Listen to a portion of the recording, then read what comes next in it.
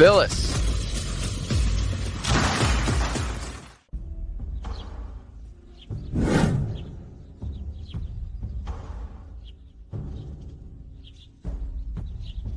Paano biglang nasira ang preno?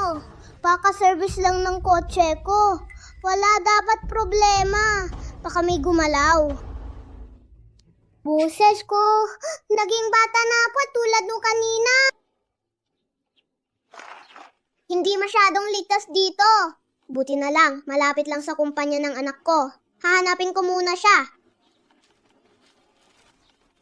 Basagin ninyo lahat, Zhao Yunji. Anong ginagawa mo?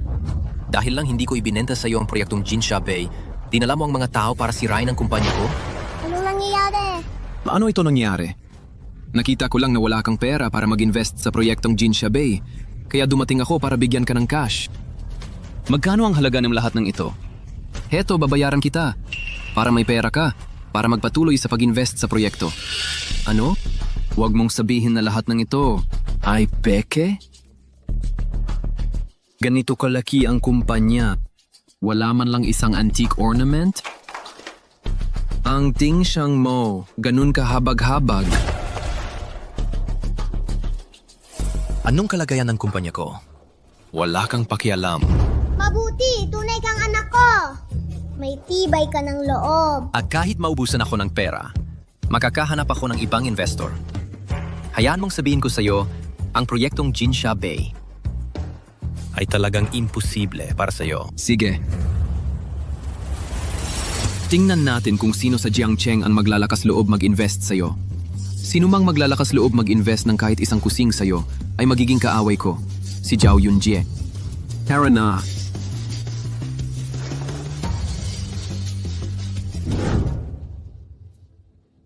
Anong ginagawa ninyong nakatayo lang dyan? Magtrabaho na kayo. Linisin ninyo ang kalat na ito. Teka muna, bata. Anak ka ng sino? Bakit ka tumatakbo-takbo? Hindi ako bata. May maladang usapin ako sa kanya. Hinahanap mo ang aming chairman? Magkakilala kayo? Siyempre naman. Munting kaibigan. Sino ka? Ako ang iyong ama. Anong lakas ng loob mong magsalita ng ganyan, bata? Nasaan ang mga asal mo? Kaibigan, hindi ba tinuruan ka ng mga magulang mo na magpakabait? Mau kwasi. Ikaw ngayon ang masasabihan sa akin. Siyempre, tinuruan ako ng lolo mo. Anong tawag mo sa akin kanina? Ang palayaw mo nung bata ay Mao Goshi. Sabi ko na nga ba, ako talaga ang tatay mo. Chairman, siya... Umalis na tayo.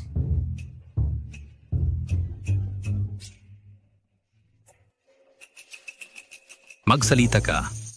Sinong nagsabi sa iyo ng palayaw ko? Sinabi ko na, ako ang tatay mo. Siyempre, alam ko ang palayaw mo. 45 taong gulang ng tatay ko ngayong taon. Paano ka magiging tatay ko? Batang pasaway ka. Anong nangyari sa memorya mo? 47 taong gulang ng tatay mo ngayong taon? Ikaw? Sige. Sabi mo, tatay mo ako. Paano mo mapapatunayan yan? Sa kaliwang puwit mo, may birthmark. Nung 3 taong gulang ka, hinabol ka ng gansa ng lolo mo at nahulog ka sa Poso Negro. Nung 5 baitang, nagsulat ka ng love letter sa guro mo sa Ingles. Nakita ko, naalala ko pa ang laman. Babasahin ko sa iyo ngayon. Miss Wang, mula nang unang makita-kita. Tiggle! Sabi mo, tatay mo ako? Nananaginip ba ako?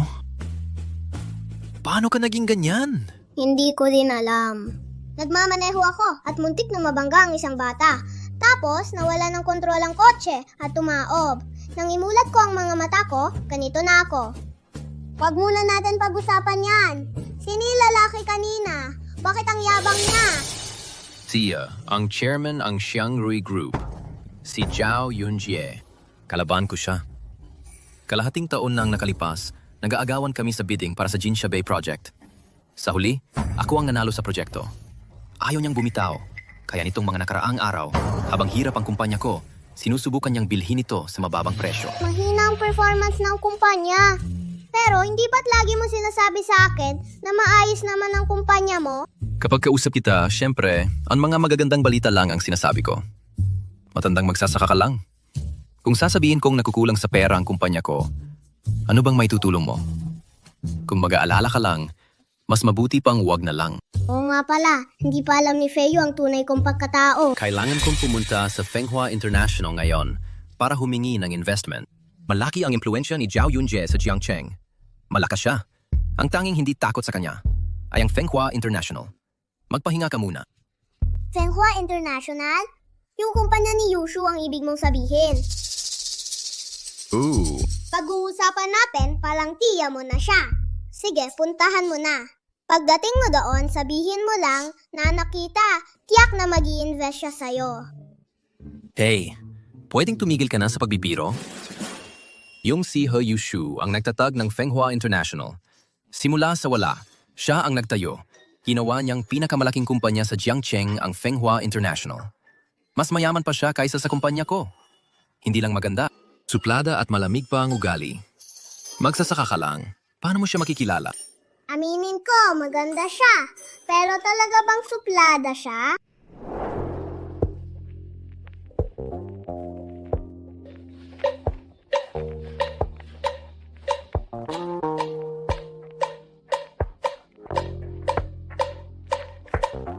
Tianlong, aking munting dragon. Handa ka na bang parusahan itong maliit na kuneho mo?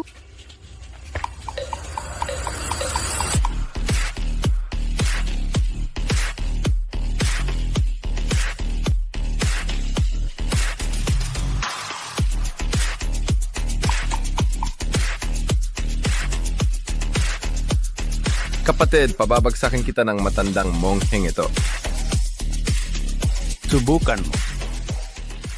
Sa harap ko. Napakabait niya talaga. Hey! Sige, naintindihan ko na. Kapag tumuntong ka na sa katanghaliang gulang, mahilig ka lang magmayabang. Pero ang pagmamayabang mo, medyo sobra na. Hayop ka! Hindi ka naniniwala sa akin, ano? Tatawagan ko siya ngayon din.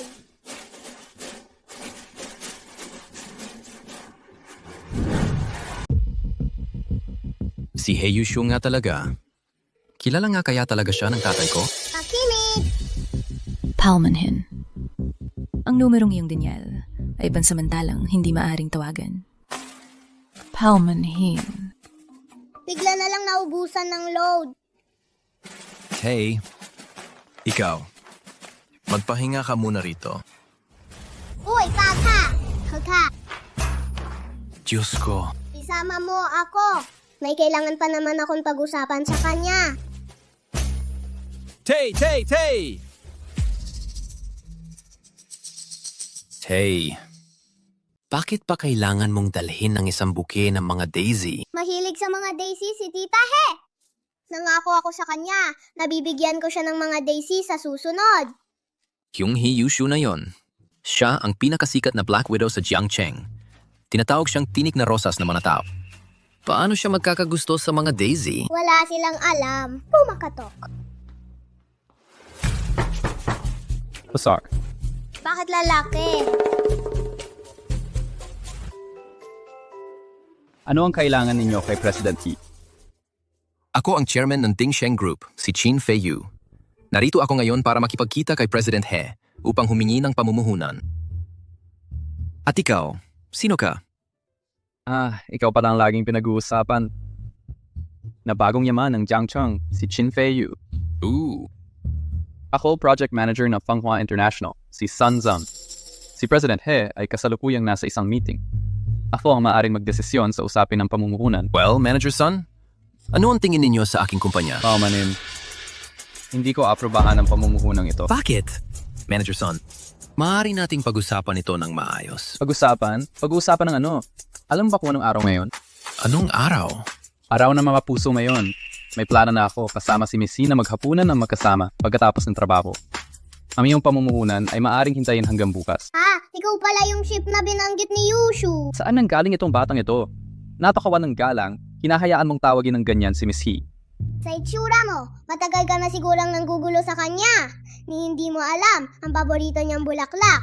Nagdadala ka ng mga rosas, ha? Gusto niya ng mga daisy. Ano ang alam mo, batang hamog? Alam mo ba kung ano ang pag-ibig? Sino ang nagbibigay ng mga daisy kapag naniligaw? Umalis ka naman yan din. Bahala ka kung ayaw mong maniwala. Shinfeiyu, kasama mo ba siya? Tungkol naman sa pamumuhunan, wala nang pag-uusapan. Huwag kang mag-alala, Feyu. Magkaibigan kami ni Yushu. Ang pamumuhunan na yon ay tiyak na ibibigay niya sa'yo. Huwag mong pakinggan itong unggoy baboy. Ikaw, isang batang hamog, maaring maging kaibigan ni Miss He? Kung kaibigan ka ni Miss He, di ako ang putangin ng ama niya. Ama ng sino ka? Unang beses ko lang narinig to sa kumpanya ko, na may sinasamba pala tayong Diyos dito. Director He. Anong nangyayari? Director He, itong batang to, ginagalugad niya ang mga gamit ninyo. Oo, ako ang gumawa. Yushu, ilang beses na ba didang sinabihan na huwag mag-iwan ng kalat sa opisina? Bakit hindi ka nakikinig? Paborito mong bulaklak. Batang to, alam mo ba kung anong bulaklak ang gusto ni Director He? Salamat, gusto ko talaga to. Tungkol naman sa mga rosas na to. Sujie, itapon mo na yan sa basurahan. Director He. Sanjeng, ako, si Director He, ay opisyal na nagpapaalam sa'yo. Tinatanggal na kita. Ano? Umalis ka na. Ang dami-daming beses na kitang sinabihan na tumigil ka ng mang-istorbo sa akin. At huwag kang magalit kung tatalikuran kita. Sige, Heiyushu, panalo ka. Pumunta ka rito para... Director He, yung proyekto ng kumpanya ko sa Jinsha Bay ay nangangailangan ng pondo. Naisip ko kung pwede mo kaya... Tingnan mo, ang investment plan ang kumpanya ngayong taon. At maglaan ng pondo para mamuhunan sa Dingsheng. Pero... Walang pero-pero. Na yun na, agad-agad. Opo. Ang kumpanya natin ay puno na ang investment plan mayong taon. Ang kaya lang naming gawin ay tulungan kang makuha ang proyekto sa Jinsha Bay. Baka hindi na kayang suportahan ang mga susunod na puhunan. Salamat, Director He. Sapat na ang makuha ang Jinsha Bay. Bakit mo ako tinatawag na Director He? Tita He na lang ang tawag mo sa akin. Ang pagkakamukha mo sa tatay mo. Sige, Tita He. Magkaibigan na ba talaga kayo ng tatay ko? Pwede mo bang sabihin sa tita, anak? Kung nasaan na ngayon yung taong nagsabi sa'yo ng mga yan? Tiyang tatay ko. Si Chin Tianlong yan. Feiyu, tumigil ka nga sa pagbibiro. Siya talaga ang tatay ko. Sige, niloloko mo ako ha? May tattoo sa likod si Chin Tianlong. At may mga galos ko pa mula kagabi. Ang linis ng likod ng batang to. Ako yung naging bata. Hindi lang ako lumiliit. Sige, sabi mo ikaw si Chin Tianlong. Alam mo ba kung anong libro ang gusto ko? Ang dali naman.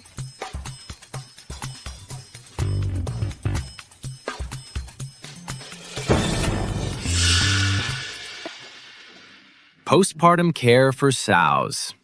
Tita He, ang lawak naman ng interes mo. Hindi naman talaga siya nagbabasa ng libro. Sa likod lang kasi ng librong ito, may mekanismo. Ikaw, paano mo nalaman yan? Sinabi mo sa akin. Ilang beses mo na itong sinabi sa akin, pero ayaw mo lang sabihin kung ano ang laman. Ngayon, talagang makikita ko.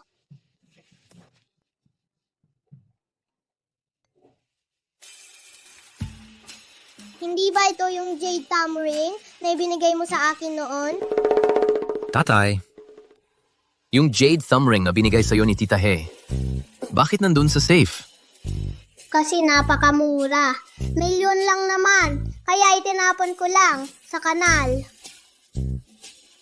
Akala ko ba inugot mo at itinago mo sa safe? Dahil lang isinuot ko yun. Anong pakialam mo? Ikaw nga talaga si Chin Tianlong.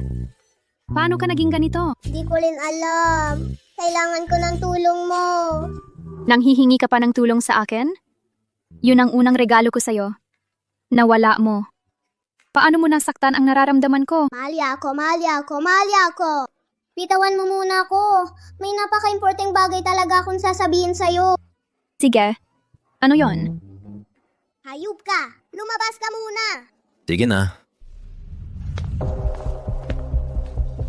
Pwede mo ba akong tulungan mag-imbestiga ng isang lalaki na naggangalang Lee Jong Tian? Baka na-frame ako niya. Lagi na lang siyang may balak. sa posisyon ko. Ngayon, malamang siyang gumalaw sa sasakyan ko para mapalitan ako. Sige, tutulungan kita. Salama. Ikaw, anong ginagawa mo? Chin Tian Long. Ang cute-cute mo. Na yon, alam mo. Atay. Pasensya na po na nakagambala ako sa inyo. May urgent na bagay ako sa kumpanya. Kailangan kong bumalik sandali. Gusto mo bang sumama sa akin? Oo. Tara na! Sabay tayong bumalik para imbestigahan ang pagkakakilanlan ng batang ito para hindi mag-alala ang pamilya. Ang batang ito ay galing sa Shanghai Welfare Institute. Ang pangalan ay Liu Ran. Paano mo nalaman? Paano mayroong bagay na hindi ko alam? Ako si He Yushu. 3 araw mula ngayon, ang Feilong Chamber of Commerce ay magdaraos ng art exhibition sa Jiangcheng. Feiyu, dapat ay mayroon ka na ring natanggap na imbitasyon, di ba? Mayroon ako rito. Isama mo ang tatay mo pagdating ng oras. Pero Tita He, kayo naman. Ang art exhibition na ito ay pagkakataon para makakuha ng pondo mula sa Feilong Chamber of Commerce. Hindi ko kailangan ang pondo ng Feilong Chamber of Commerce. Mahilig sa painting ang tatay mo. Maari mo siyang dalhin para tingnan ng mga iyon. Baka makatulong ito sa kanya. Salama, Yusu. Salamat, Tita He.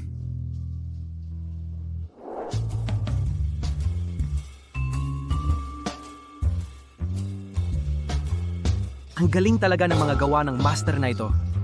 Walang katumbas ang halaga. Toto. Mga sikat na painting ang mga ito. Ganon talaga ang Feilong Chamber of Commerce. Nakakalap ng napakaraming painting at nagdaos ng exhibition. At higit pa rito, ito ay charity art exhibition. Ang mga painting na ito ay hindi lang ipinapakita, kundi ipinagbibili din. Ang perang mula sa mga benta, ang Feilong Chamber of Commerce ay gagamitin ng buo para sa mga layuning pang-charity. Narinig ko rin sa exhibition na yung araw. Ang sinumang gumastos ng pinakamaraming pera ay makakakuha ng suporta ng Flying Dragon Chamber of Commerce. Hindi lang 5 bilyon na pondo, kundi pati na rin ang pagkakataon na maging general agent para sa Flying Dragon Chamber sa Jiangcheng. Kung talagang maging chairman ang lalaking yon na si Li Zhongtian, ito na dapat ang huling charity art exhibition, di ba? Saan galing ang batang ito? Labas, labas! Hindi ito lugar para sa'yo. At umiinom ka pa? Hindi ba sinabi sa'yo ng pamilya mo na hindi dapat umiinom ng alak ang mga bata? Coke ito! Nasaan ang mga magulang mo? Ran. Ron. Pasensya na po. Bata pa kasi hindi pa alam ang tama. Ako na ang bahala sa kanya. Tara na. Tatay, hindi ba't nangako kang hindi ka tatakas? Sa ngayon, ang pagkakakilanlan mo sa publiko ay aking nakababatang kapatid. Manatili kang malapit sa akin. Nakuha ko na.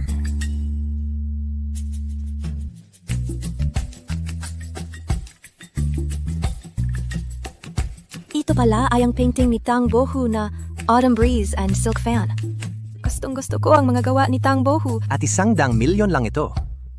Kung ito ay nasa auction, aabutin ito ng kahit 1 bilyon. Bagamat hindi ako nagdala ng maraming pera ngayon, kinukuha ko ang painting na Autumn Breeze and Silk Fan. Hindi ko inasahan na may mga peke sa art exhibition. Hindi ko inaasahang may mga peke sa exhibition ito ng sining. Ano ba ang alam mo, batang hamog? Ito ang exhibition ng Flying Dragon Chamber of Commerce. Paano pwedeng may peke? Kung hindi ako mismo ang magbabantay, talagang hindi mapagkakatiwalaan ng mga tao sa ilalim. Ang paglitaw ng peke sa charity art exhibition ay hindi ba't nakakasira sa reputasyon ng Flying Dragon Chamber of Commerce? Saan galing ang batang ito? Bakit siya basta-basta humahawak? Kaya mo bang bayaran kung masira? Ron.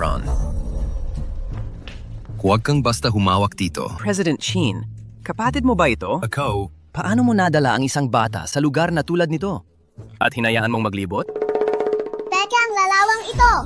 Hindi ko hahayaang may mag-aksaya ng 100 milyon para bilhin ang isang pekeng larawan. Ikaw, batang gago. Paano mo malalaman kung peke o tunay ang isang larawan? Siyempre alam ko, ang orihinal ng lalawang ito ay akin at i-donate ko sa isang museo. Talagang hindi ito pwedeng nandito. I-donate mo sa museo? Basta, hindi ito drawing mo. ano ba ang pinagsasasabi mo? Paano mo pwedeng magkaroon ng larawang ito? Huwag kang maniwala sa akin. Basta, hindi ko hahayaang may maloko sa isang charity art exhibition. Nakakaapekto yon sa reputasyon ng Flying Dragon Chamber of Commerce. Ano ang ginagawa mo? Ran, ikaw! Tumigil ka dyan! Tumigil ka, batang gago! Kung maglakas loob kang punitin ito, hindi sapat ang ipagpili ka para mabayaran. Hinahamon mo ang reputasyon ng Flying Dragon Chamber of Commerce. Ikaw at ang pamilya mo at ang mga kumpanya sa likod ninyo, sa buong buhay ninyo, ay hindi natatanggap ng kahit isang sentimo ng suporta mula sa Flying Dragon Chamber of Commerce. Mahal kong ninuno, Ran. Ran.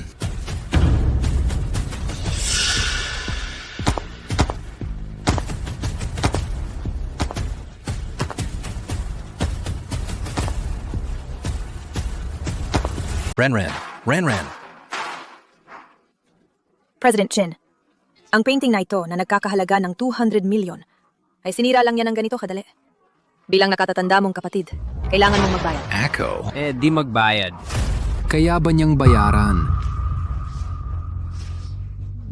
Chin Feiyu, sa kalagayan ng Ding Sheng ngayon, malamang wala ka pang maibabayad na 20 milyon, di ba? Paano kung ibigay mo na lang ang kumpanya sa Feilong Chamber bilang kabayaran? President Chen, itong batang to, nakakagulo na ng gamit ng iba noon pa. At hanggang ngayon, hindi pa rin natuto. Pinagbantayan mo siya. At ngayon, tingnan mo, itong painting na 100 milyon. Panoorin natin kung paano mo ito babayaran. Huwag kang mag-alala, hindi na kailangang magbayad. Sabi ko peke ang painting. Anong nangyayari dito? Ito. Chin Feiyu, naniniwala ka sa mga salita ng isang bata? Tamang-tama. Inimbita ko ang pinaka-autoridad na Master Liu mula sa mundo ng pag-aaprasyal dito ngayon. Ngayon, papapaniwalayan kita na kalimutan ang ideyang yan at sumunod na lang at magbayad. Master Liu, pwede po bang tingnan ninyo kung tunay o peke ang painting na ito? Ano pang aprasuhan? Paano magkakaroon ng Feilong Chamber ng peking painting? Ang pagkakaroon ng pasaway na bata sa bahay ay talagang maaring magdala ng kapahamakan sa buong pamilya. President Chin, 200 million, maghanda ka na ng pera. I-anunsyo ang resulta, Master Liu. President Zhao, ang painting na ito ay talagang peke. Ano ang sinabi mo? Chinong Liu, pakitingnan mo ulit ng mabuti. Paano naman ito magiging peke? Hindi na kailangang tumingin pa. Ang larawang ito ay isang napakababang uri ng huwad.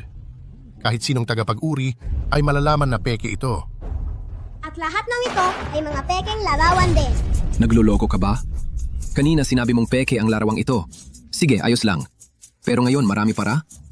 Paano nangyaring ang Soaring Dragon Chamber of Commerce ay may ganito karaming peke ng sabay-sabay? Kung hindi ka naniniwala, hayaan mo siyang maguri. Sige, ako na ang mag-uuri. Ginoong Liu, tingnan mo sila. Tingnan mabuti at seryoso. Hindi talaga ako naniniwala na ang Soaring Dragon Chamber of Commerce ay makakagawa ng napakalaking pagkakamali ng sabay-sabay. Kung peke ang mga larawang ito, bibilhin ko lahat.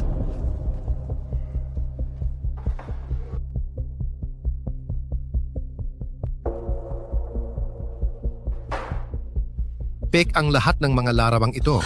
Ano? Peke ang lahat ng mga larawang ito. Paano nangyari yon? Kailan pa naging eksperto sa larawan ng tatay ko? Sige, bilhin mo. Sige. Bibilihin ko. Konting pera lang naman yan. Nagdala ako ng 500 milyon na yon. Tingnan natin kung sino ang mas gumastos kaysa sa akin dito ngayon. Kahit na may gumastos ng higit, basta nagastos ko ang perang ito, wala akong pakialam kung ang mga larawang ito ay tunay o peke. Makukuha ko pa rin ang 5 bilyong puhunan ng Soaring Dragon Chamber at maging ahente para sa Jiangcheng. Sa oras na yon, ang una kong gagawin ay alisin ang iyong Ding Sheng sa Jiangcheng. Hindi mo makukuha ang 5 bilyong iyon. Hindi ko makukuha? Di tanungin mo ang lahat ng narito kung sino ang gumastos ng higit sa akin na yon. Kahit na meron, maglalakas loob ba silang lampasan ako? Kung hindi ko ito makuha, kaya ba ni Chin Feiyu? Siyempre, tutulungan ko siyang makuha ito. Chin Feiyu, oh Chin Feiyu. Saan mo nakita ang batang to? Hindi ka ba nahihiyang dalhin siya? Ano nangyayari? Jinong Yu, May mga huwad na larawan ang natuklasan sa eksibisyong ito. Pinasuri na namin kay Master Liu ang mga ito. At peke nga ang mga ito. Peke nga ang mga ito. Sige, ayusin ko ang investigasyon. Lahat, maaari na kayong umalis. Magsisimula na ang eksibisyon. Maligayang pagdating sa inyong lahat sa Charity Art Exhibition ng Feilong Chamber of Commerce. Naniniwala ako narinig ninyong lahat na sa exhibition Feilong na ito, ang individual na pinakamalaki ang idodonasyon ay tatanggap ng 5 bilyong puhunan mula sa Feilong Chamber. Pati na rin ang katayuan bilang ahente ng Jiang Cheng. Ngunit tingnan ninyong lahat dito. Kaninong artista ang gawa nito? Bakit ito nakadisplay ng mag-isa sa isang booth? Hindi ito painting ng isang master. Ito ay ang sariling pinakapaboritong painting ng chairman ng Feilong Chamber of Commerce. Sa loob ng painting na ito ay may nakakubling code. Sino mang mahulaan ng tama ang code na ito ay tatanggap ng 10 bilyong puhunan mula sa Feilong Chamber. At higit pa rito, magtatatad ang Feilong Chamber ng isang sangay sa Jiang Cheng na pamamahalaan ng nakahula sa code. Ang galing naman. Hindi ko kaya yan. Sige. 10 bilyong puhunan. Kailangan kong subukan. Huwag magmadali. Isang pagkakataon lang ito. Kung mali ang hula, ang painting ay sisirain ng isang mekanismo sa loob ng cabinet. Kung masisira ang painting ng aming chairman dito sa Jiang Cheng, ay hindi na magbibigay ang aming Feilong Chamber of Commerce ng anumang puhunan sa Jiang Cheng. Ang nakaraang 5 bilyon ay tuluyan ring bawiin. Ano? Kung gayon, sino ang maglalakas loob na humula? Kung mali ang hula, hindi ba siyang magiging salarin ng buong Jiangcheng? Tama. Isang pagkakataon lang ito. Ikaw ang humula. O baka ikaw ang dapat pumunta. Huwag ninyong isiping gumamit ng anumang daya para makuha ang puhunang ito.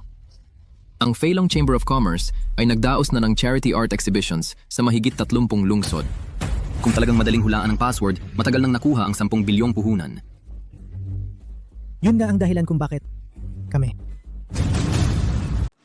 Tatay, hindi. Bunso. Qin Feiyu, tingnan mo ang bata na dinala mo at ang gulo na ginawa niya.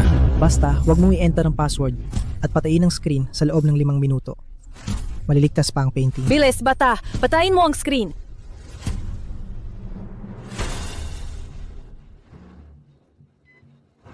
Ay naku, in-enter niya ang password Qin Feiyu. Kapatid mo siya. Kung may mangyaring masama kalahati ang pananagutan mo. Tong bata ka. Alam mo ba kung gaano kahalaga ang charity art exhibition na ito para sa Jiang Cheng? Kung dahil sa'yo, mawawala sa Jiang Cheng ang investment opportunity na ito, wawakasan ang buong pamilya ninyong Qin. Noong huling exhibition sa Haicheng, isang maliit na kumpanya ay tinaya ang lahat ng puhunan nito at nakuha ang investment. Tumalon ito para maging isa sa top 3 conglomerates ng Haicheng at namuno sa ibang mga kumpanya na sumulong ng magkakasama ang buong ekonomiya ng Haicheng ay mabilis ding umunlad kung ang pamilya ninyong Qin ang sisira sa exhibition na ito, magiging mga salarin kayo ng buong Jiangcheng. Sinabi ko nang wag mo nang pindutin yan. Wag mo nang pindutin. Ba't di ka makinig? Anong ikinatatakot mo? I-enter mo lang ang tamang password at ayos na yan. Isang 5-digit na password ay may 100,000 posibilidad. Paano mo mahuhulaan ng tama yan? Naintindihan mo ba ang kahulugan ng painting na ito? Oo, naiintindihan ko. Naintindihan mo kung ano tong bata ka. Di mo pa nga gamay ang basic arithmetic. Ano ba talaga ang alam mo? Ako ang nag-set ng password. Siyempre, alam ko yan. Tama, bago pa ma-enter ng buo ang password. Maaari pa itong pilitin na patayin gamit ang remote control device. Nasaan yung remote device na yon? Kukunin ko. Hi, Joel. Huwag mo nang pindutin yan. Maghintay ka hanggang may magdala ng remote. At patayin ito sa pinakamasamang sitwasyon. Kaya nating. Ibigay na lang ang investment kay Zhao Yunjie. Maaari tayong umalis sa Jiangcheng. At mag-develop pa rin sa ibang lugar. Tumigil ka riyan. Tong bata ka. Pindutin mo yan muli at puputulin ko ang kamay mo. Kung dahil sa'yo, di ko makuha ang investment na ito. Ikaw at yang walang kwentang Qin Feiyu ay pareho kayong umalis na riyan. Makakipag-isa rin ako sa lahat ng kumpanya sa Jiangcheng para siguraduhin ang buong pamilya ninyo ay di kikita ng kahit isang kusing. Pagdating ng panahon, kahit mamatay kayo sa gutom sa kalsada, walang maglilibing sa inyo. Bilis, umakyat ka at hilahin siya pababa malapit nang gumalik si Ji. Huwag mong hayaan siyang sirain ang lahat.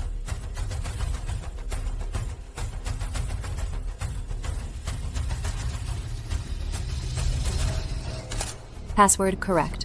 Congratulations sa pagkakamit ng 10 bilyon na pondo. Binabati kita, bata. Sino ang mag-aakala na may taong tama ang nahula ang password? Imposible ito. Nakuha niya talaga. Ang nakatagong password sa painting. Isang 10 bilyong puhunan. Ito ay 10 bilyong puhunan. Ang Flying Dragon Chamber of Commerce ay nagdaas ng mga art exhibitions sa 12-12 ng lugar, malaki man o maliit. At gayon man, ito pang maliit na batang ito ang nakakuha. Talaga? Tama nga ang nahulaan niya. Ganun lang pala kasimple ang password. Naisip ko rin yon. Akala ko ang chairman ng Flying Dragon Chamber of Commerce ay magtatago ng password ng mas masusi. Kung alam ko lang, ako na sana ang umakyat at pumindot. Ang punto ay para makita kung ikaw ay may lakas ng loob. Kung mali ka, malaking gulo ang aabutin mo. Malinaw, wala ka nun. Kaya hindi mo nakuha ang 10 bilyong puhunang ito. Ito lang ang batang ito. Isang batang walang takot. Ay swerte lang. Yan ngayon. Sabi ko sa'yo, mahuhulaan ko. Bata, anong ipinagmamalaki mo?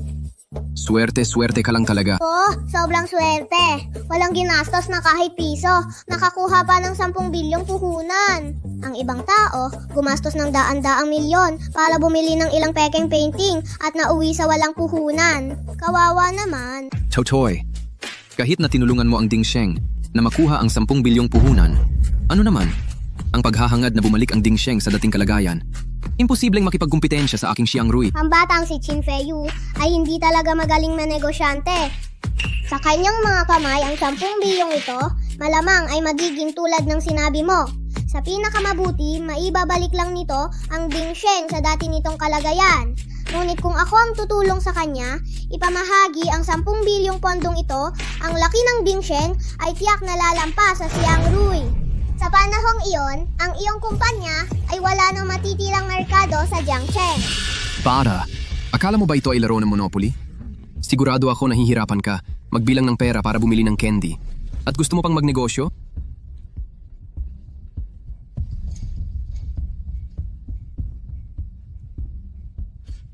Sige. Kakatawag lang sa akin ng tiyo ko. Ang chairman ng Feilong Chamber of Commerce ay pinalitan na.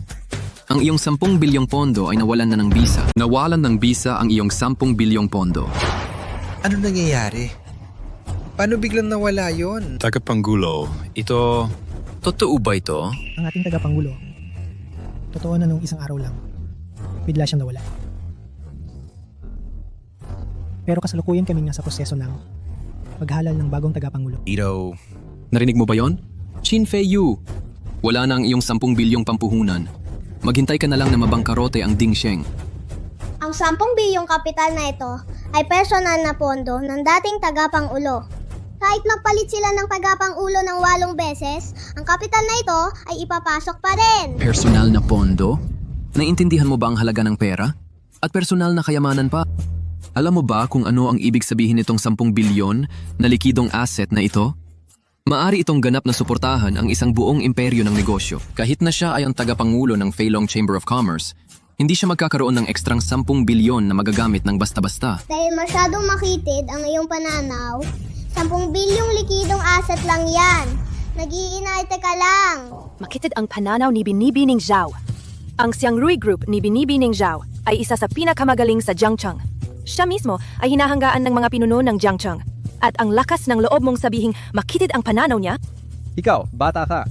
Ang pera ang binilang ni Binibining Zhao ay higit pa sa nakita mo sa buong buhay mo. Sasabihin mo makitid ang pananaw niya? Nawawala ka ba sa sarili mo? Qin Feiyu, ayoko nang mag-aksaya ng salita sa batang to.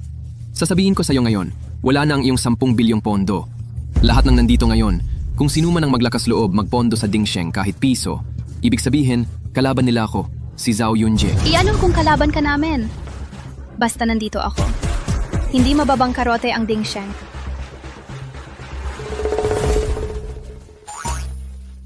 Paano nandito si He Yushu? Diba't pinahayag niya ng hayagan na hindi siya dadalo sa eksibisyong ito? Sa tono niya, mukhang handa pa siyang kalabanin ng Xiang Rui Group, alang-alang sa Ding Sheng. Narinig ko nung nakaraang mga araw, pumunta si Qin Feiyu para makipagkita kay He Yushu para pag-usapan ang kooperasyon. Pero hindi dapat umabot sa ganito si He Yushu. Para tulungan ng ganito, kalaki ang Ding Sheng. Tia He. G, tutulungan mo siya? Tama. G, alam mong may impluensya ako dito sa Jiangcheng. Ngayon, dahil lang sa isang kumpanyang malapit ng mabangkarot, kinakalaban mo ako. Worth it ba yon? Exacto. Dahil lang ba yan kasi yung bata ay marunong magpabango sa'yo kaya mo siya tinutulungan ng ganyan? Ang paraan ko, si He Yushu, sa pag-asikaso ng mga bagay-bagay, ay hindi para diktahan o punahin ninyo. Ikaw. Ipinagbibili ba ang larawang ito? G. Ito ang pinakamahalagang larawan ng aming chairman. Bigla na lang siya nawala ngayon. Kaya baka hindi ito. Mag-o-offer ako ng 1 bilyon. Pero hindi naman ito sikat na larawan ng ilang master. 1 bilyon pa ang inaalok niya? Nababaliw na ba siya? Bakit sayangin ang perang yon? Kung gusto mo ng larawan, ako na lang ang gagawa para sa'yo. Nakakatawa. Akala mo ba laro-laro lang ito? Di mo nang basta-basta magagawan yan. Bata. Ang dahilan kung bakit may gustong magkolekta ng gawang yan ay dahil gawa ito ng dating chairman ng Feilong Group. Hindi yung gawa-gawa lang ng tulad mong bata. Seryoso ka ba? Kung handa kang personal na maghawak ng brush at tinta, maganda yon. Pero kapag natapos na, hindi na pwedeng hawakan ng iba. Akin lang yon. G, ikaw, hindi ka naman seryoso? Isang batang sipunin. Baka di pa marunong humawak ng brush. Ink wash painting lang yan, di ba? Anong hirap doon? Dalhin nyo ang tinta at... Talaga namang feeling mo batang henyo ka, ha? Magaling sa pag-appraise ng kayamanan, sa paglutas ng mga bugtong, sa negosyo, na yun pati pagpipinta kaya mo na. Gusto kong makita kung ano ang kaya mong ipinta kung kaya mong ipinta ang larawang ito. Kakainin ko lahat ng mga larawang binili ko. Sinabi mo yan. Ooh.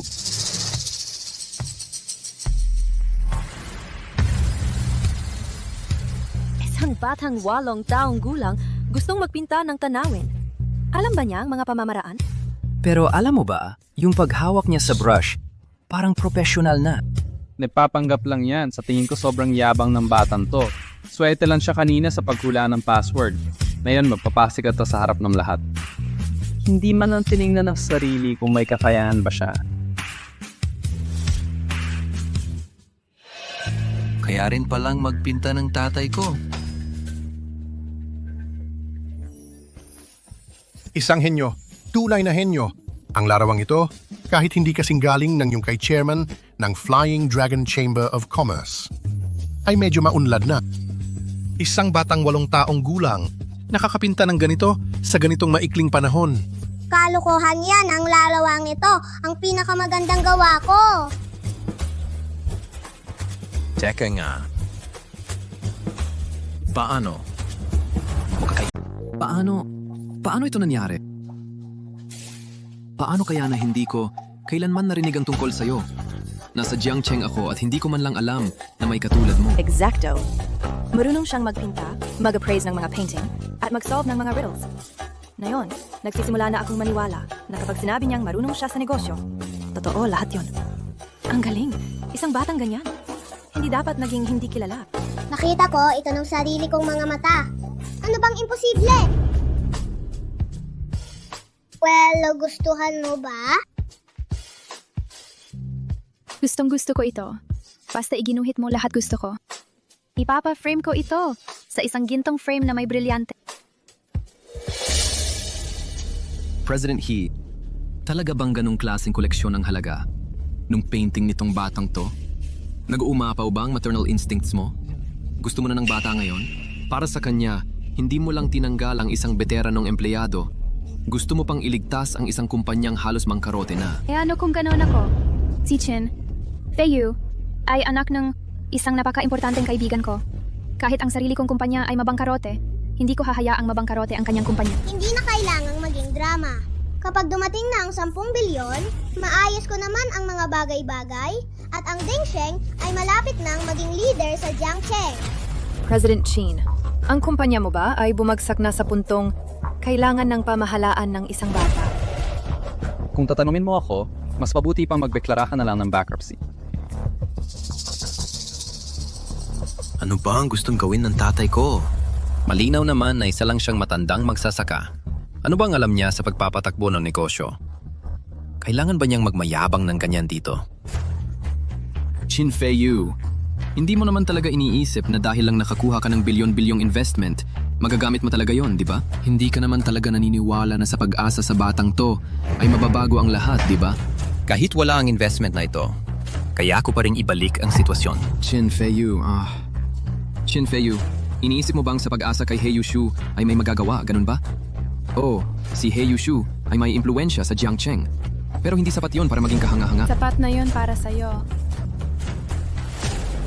Sino ang gustong makipag-deal sa pamangkin ko? Nandito ka na pala, Tito. Binubuli ang pamangkin ko. Siyempre naman, kailangan kong pumunta. Sino ang nagkakalat ng kalokohan kanina? Silang dalawa. Ang babae ay si He Yushu. Siya yung galing sa Jiangcheng. Ang kilalang Black Widow. Ko Yushu. Huwag kang mag-alala. Inayos na ng pamilya ang isang kasal para sa'yo. Ang nobya ay ang panganay na anak na babae ng pamilyang Lin sa kabisera, si Lin Wanwan. Kapag nakipag-alyansa tayo sa pamilyang Lin, kahit isang He Yushu, kahit 10 He Yushu pa yan, hindi ka na nila maabot. Tito, yun ba si Lin Wanwan, ang #1 beauty sa kabisera? Tama. Ang pamilyang Lin sa kabisera, sila kaya ang kilalang mayaman at makapangyarihang pamilya? Ang tanging pwedeng tawaging ang pamilyang Lin sa kabisera ay sila nga. Hindi ko akalain na si Young Master Zhao ay makakapag-asawa ng kanilang panganay na anak. Narinig ko si Lin Wanwan ay ang beauty ng pangunahing pamilya sa kabisera. Napakaraming manliligaw ang humahabol sa kanya. Hindi ko inakala na magiging fiancé ko siya. Tito. Anong nangyari? Si Lin Wanwan ang unang pag-ibig ko. Nung pumunta ako sa kabisera, minata ako ng pamilyang Lin. Wala akong magawa, kundi hiwalayan siya. Ang dahilan kung bakit ako nagsusumikap na palakihin ang negosyo ko ay para maging karapat-dapat sa kanya. Chin Feiyu, may ganito palang bagay? Ang babaeng hindi mo nakuha ay malapit nan masunurin na mahiga sa kama ko. Tapos gagamitin ko siya para sirain ka. Ikaw! Dapat sinabi mo ng mas maaga, kung gusto mo siya, kakausapin ko si Old Man Lin at papakasalan ka niya. Anak ka ng tokwa. Anong kalokohan ang sinasabi mo? Sino ka ba? Bakit mo akalaing makakapag-demand ka kay Elder Lin? Bakit ipapakasal ni Elder Lin ang apo niya kay Chin Feiyu na itong walang kwenta? Anak, alam mo ba kung gaano kalawak ang impluensya ng pamilyang Lin? Kahit ikaw ang pinakamayaman sa Jiangcheng, hindi ka nila titingnan ng 2 beses. Ang bata talaga, seryoso sa sarili. Umuwi ka na, baka ka mapahiya dito. Sa totoo lang, tatawag lang ako para makita kung makikinig siya sa akin. Uy, Old Lin! Nagpapanggap, napakabata pa. Pero natuto na ng masasamang gawe, sinusubukan mong magpakitang gilas ng lampas sa iyong kakayahan. Sino ba talaga ang nagturo sa iyo nito? Ang numero kong ito, hindi mo ba naalala? At nagtatanong ka pa kung sino ako? Qin Tianlong, si Qin Feiyu, kaya na ni Qin Tianlong. Tungkol naman sa relasyon niya sa anak mong babae, ikaw na ang bahala. Maghintay ka lang, darating na ang unang pag-ibig mo. Makinig ka sa kanya, magtiwala ka sa kanya. Si Chin Feiyu, kahit dumating man siya ngayon, para sa akin lang yon. Hindi mo naman talaga iniisip na kilala ng batang to ang pinuno ng pamilyang Lin, di ba? Sa ugali niyang ganyan, anong karapatan niyang magdemanda? Wala kang pakialam dyan. Tatay, hindi rin basta-basta ang pamilyang Lin. Kalimutan mo na yan. Kung ang mga sinasabi mo ay talagang may bigat, di nun pa, hindi na sana ako nakipaghiwalay kay Lin Wanwan. Relax ka lang, relax. Hayaan mong lumipad muna ng matagalang bala. Tito, pinalitan na ang chairman ng Feilong Chamber of Commerce, di ba? Di yung 10 billion fund na yon, wala na siguro ngayon. Siyempre, totoo yan. Ito mismo ang sinabi sa akin, no kaibigan kong nasa Feilong Chamber of Commerce. Narinig mo yan? Chin Feiyu? Wala na ang 10 billion fund mo. Walang pera, walang koneksyon. Kung ako ang nasa kalagayan mo, matagal na akong nagpakamatay. Sinong nagsabing nawala na ang 10 billion investment? Dumating na ang 10 billion. Narinig ko na may nakakuha rito ng code sa painting ng chairman. Tama, may nakakuha nga. Hindi ba't sinabi nila na pinalitan ng chairman ng Feilong Chamber of Commerce? Paano pa rin ito valid? Ang 10 bilyon na pondo na ito. Siyempre valid pa rin ito. Ang pondong ito ay pag-aari ng dating chairman namin bilang personal na ari-arian. Hindi ito bahagi ng chamber. Kahit hindi na siya chairman, maaari pa rin niyang gamitin ang perang ito para mag-invest. Ano? Personal na ari-arian nga talaga. Tama ang hula ng batang yon. 10 billion na liquid assets. Ang liquid assets pa lang ng chairman ay mas malaki pa dyan. Gaano pa kaya karami ang kabuuang assets ng Feilong Chamber? Sino ang nakahula ng password? Siya yon. Siya. Bakit pamilyar ang itsura ng batang to?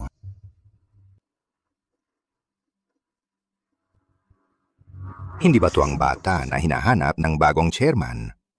Anong ginagawa niya rito? Hindi, huwag mo na maging gay ngayon. Pagkatapos nating umuwi, iuulat ko ang magandang balitang ito sa bagong chairman. Tiyak na promotion at salary increase yan. Bata, 10 bilyon ito. Ano ang balak mong... Ibigay mo ang pera sa kanya. Ikaw ang chairman ng Peak Prosperity Group. Ako nga. Naalala kita. Kung sa iyo ibibigay ang investment na ito, sa 3 araw mula ngayon, makikita tayo sa Peak Prosperity Group para pirmahan. Sa mga susunod na araw, maaari mo munang basahin ang kontrata. Sige. Kung gayon, sino na ang chairman ninyo ngayon? Ang kapal mo, Feilong Chamber of Commerce. Ang pangalan ng chairman ay hindi basta-basta itinatanong. Ayos lang. Ang dating chairman ay ayaw ipaalam sa publiko dahil sa personal niyang dahilan. Ang kasalukuyang chairman ay walang ganong ugali. Ang kasalukuyang chairman namin ay si Mr. Lee Jong-tian. Siya nga, gaya ng inaakala ko. Bago umalis ang sasakyan ko, siya lang ang maaaring lumapit. Tiyak na siyang gumalaw nito. Kung mamatay ako, maaari niyang kunin ang pwesto ko. Sige, na-deliver na ang kontrata. Alis na ako. Ingat, hindi na kita ilalabas. Ching Feiyu, huwag kang masyadong mayabang. Kahit may 10 bilyon ka na pondo. Ano naman? Malapit na akong magpakasal sa pamilyang Lin. Wala nang puwang para sa iyo sa merkado ng Jiangcheng. Kalimutan mo na yan. Ang pamilyang Lim ay hindi ipapakasal si Lin Wanwan sa'yo. Patang to. Akala mo hindi nila gagawin dahil lang sa sinabi mo? Akala mo ba makikinig sa'yo si Old Master Lin? Kakatanggap ko lang ng balita na nasa labas si Lin Wanwan. At paparito na.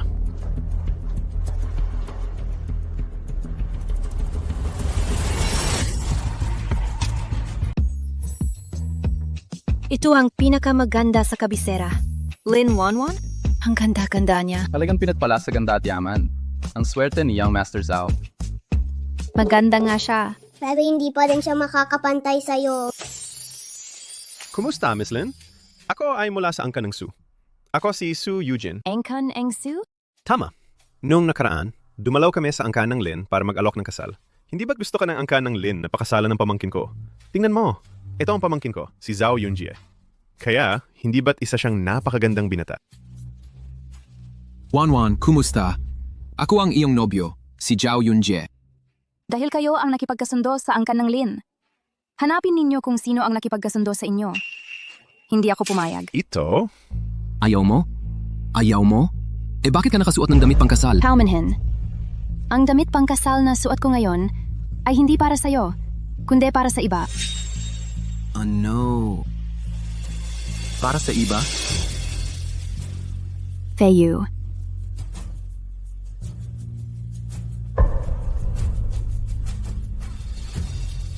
Ano ang gagawin niya?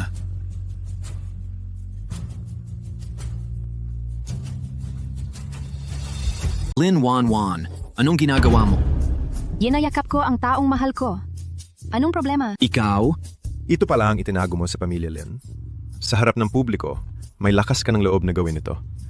Hindi ka ba natatakot na maparusahan kapag bumalik ka sa pamilya Lin? Pumayag ang lolo ko. Bakit ako mapaparusahan? Kalokohan. Paano pumayag si Elder Lin na makasama mo itong walang kwentang tao? Narinig ko noon, yung boyfriend na dinala mo sa bahay, hindi man lang nakapasok sa harapan ng pinto nyo. Tumayo siya sa pasukan at nabasa ng ulan ng buong maghapon. Walang nagdala sa kanya ng pagkain. Ganun ka ba ang tingin sa kanya ng pamilya Lin? Paano sila pumayag na makasama mo siya? Noon yan. Ito ngayon. Kung hindi ka naniniwala, tawagan mo na lang ang lolo ko. Sige, ilalantad ko ang kasinungalingan mo ngayon din. Hello, Elder Lin? Ito si Su Eugene. Eugene? Kasama mo ba si Wanwan? Ooh. Siya? Ipasa mo muna sa kanya ang telepono. Itong batang ito, tinawagan ko siya. pero naka-off ang telepono niya. Sige. Narinig mo ba? Tinawagan ka na ni Elder Lin para pagbalaan ka. Ipinatay mo pa ang telepono mo.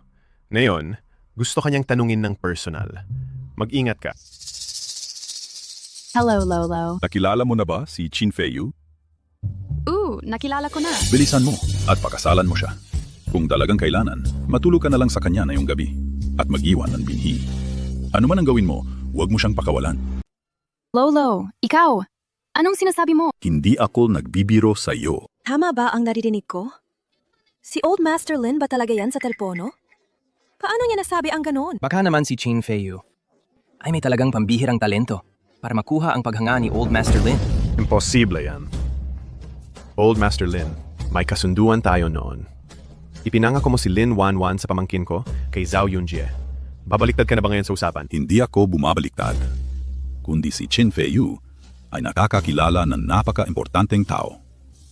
Ang taong iyon, ang personal na nagmungkahi ng kasal na ipakasal si Wanwan kay Chin Feiyu. Ang importanteng taong iyon ay isang taong hindi kayang kontrahin ng pamilya ninyong Su.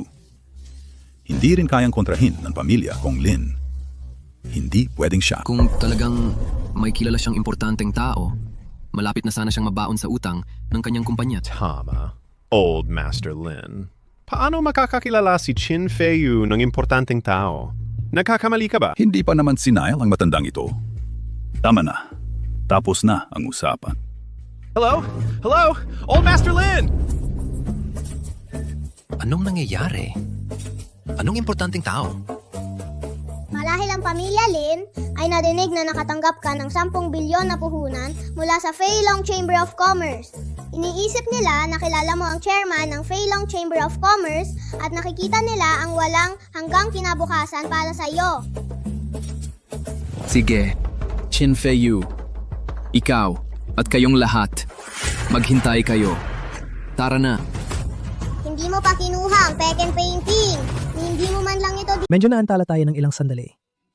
Ipinaalam ko na ang exhibition ay pagpapatuloy na. Maaari nang magbidding ang lahat ng malaya sa mga likhang sining na nagustuhan ninyo. Mga kasama, lahat ng mga painting dito, ako na ang kukuha ng lahat. Miss Lin, sigurado ka bang gusto mo lahat ng mga painting na ito? Ngayong araw ay ang araw ng muling pagkikita namin ni Feiyu. Kahit na hindi ko alam kung bakit pumayag ang lolo ko para magkasama kami. Siguro ito ay swerte. Kaya, napagpasyahan ko na magbigay pa ng kontribusyon sa mga charity. Magaling. Salamat sa charitable donation ni Miss Lin. Kung ganon, matagumpay na natapos ang exhibition ngayong araw.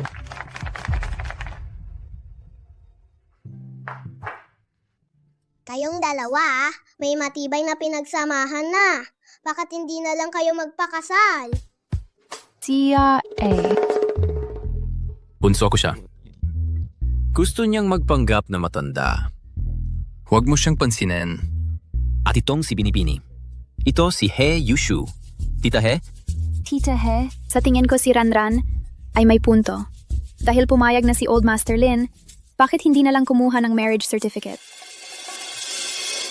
Hayaan mo muna akong pumili ng magandang araw. Oo nga pala, nakapagpa-reserve na ako ng restaurant. Malapit na ang oras. Kailangan na nating umalis. Tita He, makiramdam ka lang dito. Kumain at uminom ka ng gusto mo. Sige. Little Tianlong. Nasa kamay ko ka na naman, ano? Anong gagawin mo? Nakakainis talaga ako. Anong karapatan meron si Chin Feiyu? Anong karapatan? President Xiao, huwag kang magpadalos-dalos. May natanggap lang akong balita. Narinig ko na ang bagong chairman ng Feilong Chamber of Commerce, si Li Zongtian, ay naghahanap ng isang tao. Anong kinalaman noon sa akin? Ang taong iyon ay narito mismo sa Jiang City. Kapag natagpuan natin siya, kalimutan muna ang reward money kahit papaano. Makakalapit tayo kay Li Zongtian. Kapag may utang na loob na siya sa atin, hindi na natin kailangang matakot kay Chin Feiyu. Tama! Bilisan! Magpadala ka agad ng mga tao para mag-imbestiga. Na yon, bilisan! Sige. Tatay, inimbestigahan ko. Pagkatapos ng aksidente mo sa kotse noon, ang katawan mo ay nasa coma. Ito lang, ang mga bodily functions mo ay gumagana pa. Isang vegetative state. Sabi ng doktor, nasa coma ka at pagka hindi ka na magising. Sa katawan kong ito ngayon, hindi nakakapagtaka kung bakit hindi makabangon ang orihinal. Pero sa isip-isip ko, Yung doktor ay binigay sa akin ng mga gamit na nasa iyo. Sabihin mo sa akin, tatay, saan galing ito? Binigay sa akin ng isang kaibigan. Binigay ng isang kaibigan. Ito, galing din sa kaibigan. Hiniram lang sa kaibigan. Hiniram lang. Tatay, may tinatago ka ba sa akin? Ano bang itinatago ko sa iyo? Sabihin mo sa doktor na alagaan ng mabuti ang katawan ko. Huwag hayayang magka-problema. Kung hindi, paano ako makakabalik? Hindi ba mas mabuti kung hindi ka na makabalik? Ang katawan mo ngayon ay mahigit 1 dekadang mas bata kaysa sa dati mong katawan. Wala kang alam. Ang maliit kong katawan na yon ang sumisira sa maraming bagay para sa akin. President Zhao, may balita kami. Anong balita? Ang hinahanap ni Li Zongtian ay isang tao na nagnganganam Yuran, isang ulila na lumaki sa welfare home. Liu Ran. Parang pamilyar ang pangalang yon.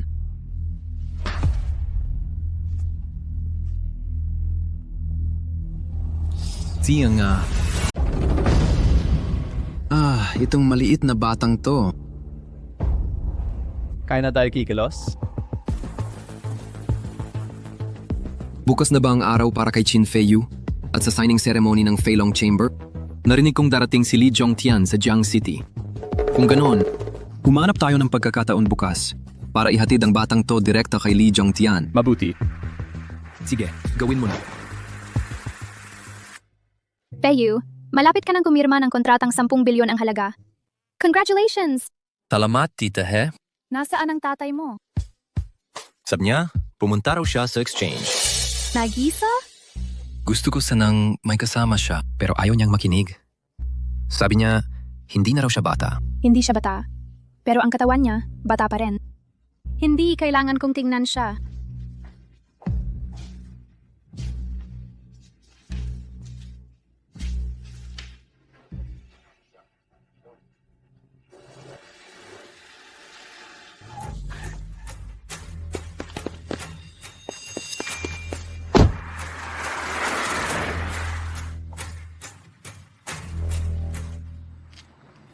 Ano to?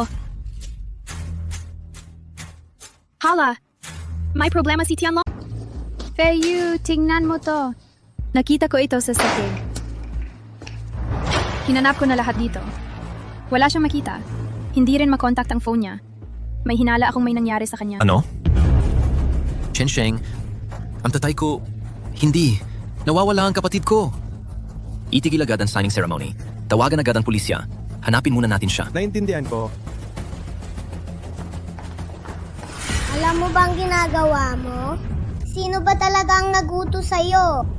Ikaw pala, Zhao Yunjie? Gago! Hindi ba't ang yabang mo kanina? Magyabang ka ulit, ipakita mo sa akin. Pakawalan mo ako ngayon din. Kidnap ito. Illegal ito. Alam mo ba yan? Tumahimik ka nga. Takpan ang bibig niya. Lumabas ka. Bakit mo ako dinala rito? Ano ba to? Isang malaking tao ngayong gabi. Ang gustong makita ka. Dito ka lang at maghintay ng mahinahon. Malaking tao. Nandiyan siya, di ba? Opo, Mr. Lee. Mabuti. Pamilyar na pamilyar ang boses na yon. Sino yon?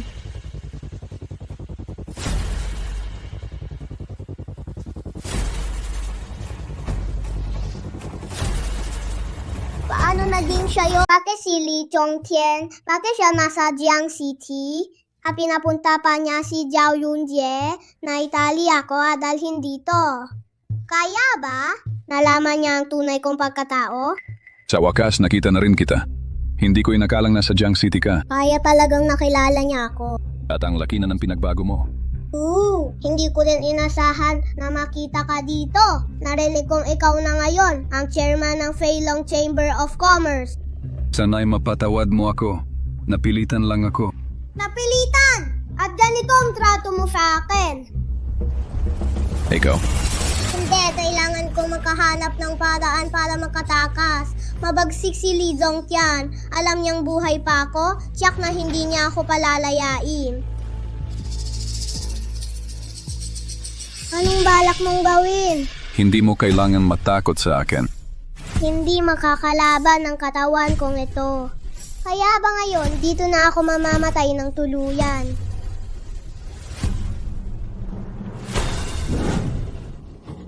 Anak, kasalanan ng tatay mo. Patawarin mo ang tatay mo. Sige na. Allah! Noon PA, sumisikat na ang career ni Dad. Kakakapanganak mo lang at nawala ka sa akin. Dahil dito, nagpakamatay din ang nanay mo. Buti na lang at buhay ka pa. Kaya ang orihinal na may-ari ng katawang ito ay anak niya pala. Hindi niya talaga ako nakilala na si Chintianlong ako. Kumusta ka nitong mga nakaraang taon? May nambuli ba sa'yo? Okay naman. Nakakainis ito. Paano ako naging anak ng kaaway ko? Hindi ba ito nakakahiya? Pero okay lang. Iniisip ko lang na baka wala akong pagkakataong lumapit sa kanya para maghanap ng ebidensya ng kanyang krimen. Ngayong naging anak na ako niya, ang pagkuha ng impormasyon sa kanya ay madali na lang. Nitong mga taon, nawala si Dad sa tabi mo. Ang buhay mo sa orphanage ay tiyak na mahirap. Ang payat mo. Hindi ka pa kumakain, di ba? Tara, cane muna tayo. Ang dami, hindi natin mauubos to. Kain ka hanggang gusto mo. Iwan mo na lang ang hindi mo maubos. Mula ngayon, samahan mo na si Dad. Dadalhin ka sa masasarap na pagkain araw-araw. Pagkatapos natin kumain, dadalhin kita sa mall. Kahit anong gusto mong bilhin, bibilin natin. Hindi na kailangan. Sawa na ako sa pagkain. Sawa ka na? Ganun ba kaganda ang mga kondisyon sa orphanage ngayon? Kailangan kong magmadali papunta sa Dingshan Group o baka mag-alala ang kapatid ko. Kapatid?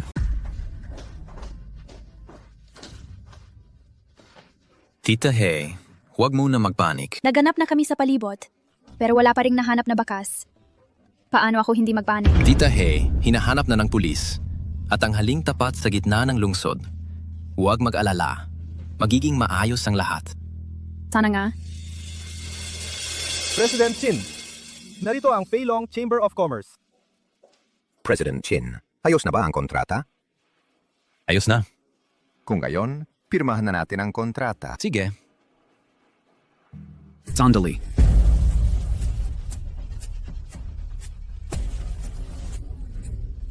Para sa seremonya ng pagpirma ng 10 bilyong puhunan, ito lang ang kayang ipakita ninyong kasayahan. Baka naman ang Dingsheng ay isang shell company lang.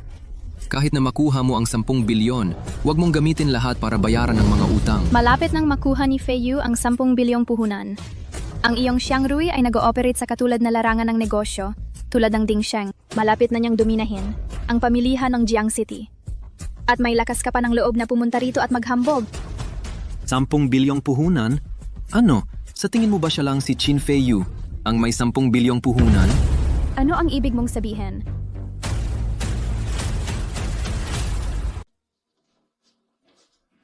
Saan ka ba tumakbo? Muntik na akong mamatay sa takot. Mamaya na lang tayo mag-usap. Anong nangyayari? Itong lalaking ito, hindi ko alam kung saan niya nakukuha ang kapal ng mukha niya. Ang lakas ng loob niyang magkagulo rito. Saan ko nakuha ang kapal ng mukha ko? Ngayon ko lang sasabihin ng maayos sa'yo. Ang ginoong ito, ang kasalukuyang chairman ng Feilong Chamber of Commerce, si Lee Zhongtian. Chairman Lee, nahanap ko na para sa'yo ang batang yon. Kaya tungkol sa gantimpala... Sige, sabihin mo. Anong gantimpala ang gusto mo? Hindi ako hihimi ng sobra. Binigyan ng Feilong Chamber si Chin Feiyu ng 10 bilyong puhunan. Bigyan mo na lang ako ng pareho. 10 bilyong puhunan? Hindi ba't sobra-sobra na yan? Sobra? Hindi ba kayang-kaya ng Feilong Chamber ang ganong halaga? Ganong halaga? Ang Feilong Chamber ay kayang-kaya yan. Pero ang ibigay ito sa iyo, kahit 10 bilyo, kalimutan na. Kahit 100 piso ay parang sobra na. Chinong Lee, ano ang ibig mong sabihin? Ano man ang mangyari, ako ang tumulong sa iyong mahanap ang batang ito. Nahanap mo siya, totoo yan. Pero narinig ko sa kanya na hindi ka naman talaga mabuting tao at hindi mo siya inimbita rito. Dinukot mo siya. Tama ba? Muntik mo na siyang mapasubo sa biyahe. Hindi. Chinong Lee, naniniwala ka sa salita ng isang bata? Talaga bang naniniwala ka? Bukod pa riyan, gaano ba kahalaga ang isang batang tulad niya para sa iyo? Anong pinagkaiba ng pagdukot at pag-imbita? Siyempre may pinagkaiba. Anak ko siya. Ikaw na ang magsabi kung gaano siya kahalaga. Ano, siya? Siya ang anak mo, Lolo. Lee Jongtian, hindi pinaghihinalaan mong siya ang nanakit sa iyo? Ang katawang ito. Paano siya magiging anak niya? Hindi ko rin inasahan ng ganong pagkakataon na ito pala ang magbibigay sa akin ng pagkakataon. Kaya hindi ko siya pwedeng pakawalan. Susunod, mananatili ako sa tabi niya ng matagal. Mas madali siyang imbestigahan. Zhao Yunjie, ang lakas ng loob mo. Kung hindi dahil sa akin na nagpasyang buhay ang kailangan sa hiling ng paghahanap, balak mo bang patayin siya at saka ihatid sa akin? Hindi, G. Kahit anong sabihin mo, ako pa rin ang tumulong sa iyong makita ang batang to. Kahit na pagdukot ang ginawa ko, pero ako ang naghatid sa iyo sa kanya, di ba? Akala mo kung wala ka, hindi ko siya mahahanap? Hindi ganun, Jilly. Aminado ako. Mali ang pagdukot sa kanya. Pero hindi ko siya sinaktan. Sinungaling ka! Sinuntok mo ako ng malakas! Sabi mo, loser ang tatay ko! Huwag kang magsinungaling! Hindi ko kailanman sinabi yan. Jilly, hindi ko kailanman sinabi yan. Sige. Jiang Rai Group, tama ba? Simula na yon sa Jiang City. Wala nang Jiang Rai Group. Jilly, nagkamali ako. Bigyan mo ako ng isa pang pagkakataon. Nagkamali ka. Huli na ang lahat.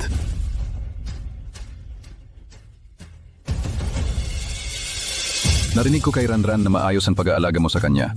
Kung ganoon ako, sa ngalan ng Feilong Chamber of Commerce, ay magdaragdag ng 10 bilyon sa iyong puhunan. 10 bilyon. Salamat, tagapanggulo Lee. Ipagpatuloy mo ang magandang trabaho para sa mga susunod na hakbang. I-report mo na lang sa mga tauhan ko. Walang problema. Kung wala nang ibang bagay, uuyan ko muna si Ranran. Hindi madali ang paghahanap sa kanya. Kailangan kong mas maglaan ng oras sa kanya. Halika Ranran, sumama ka kay tatay.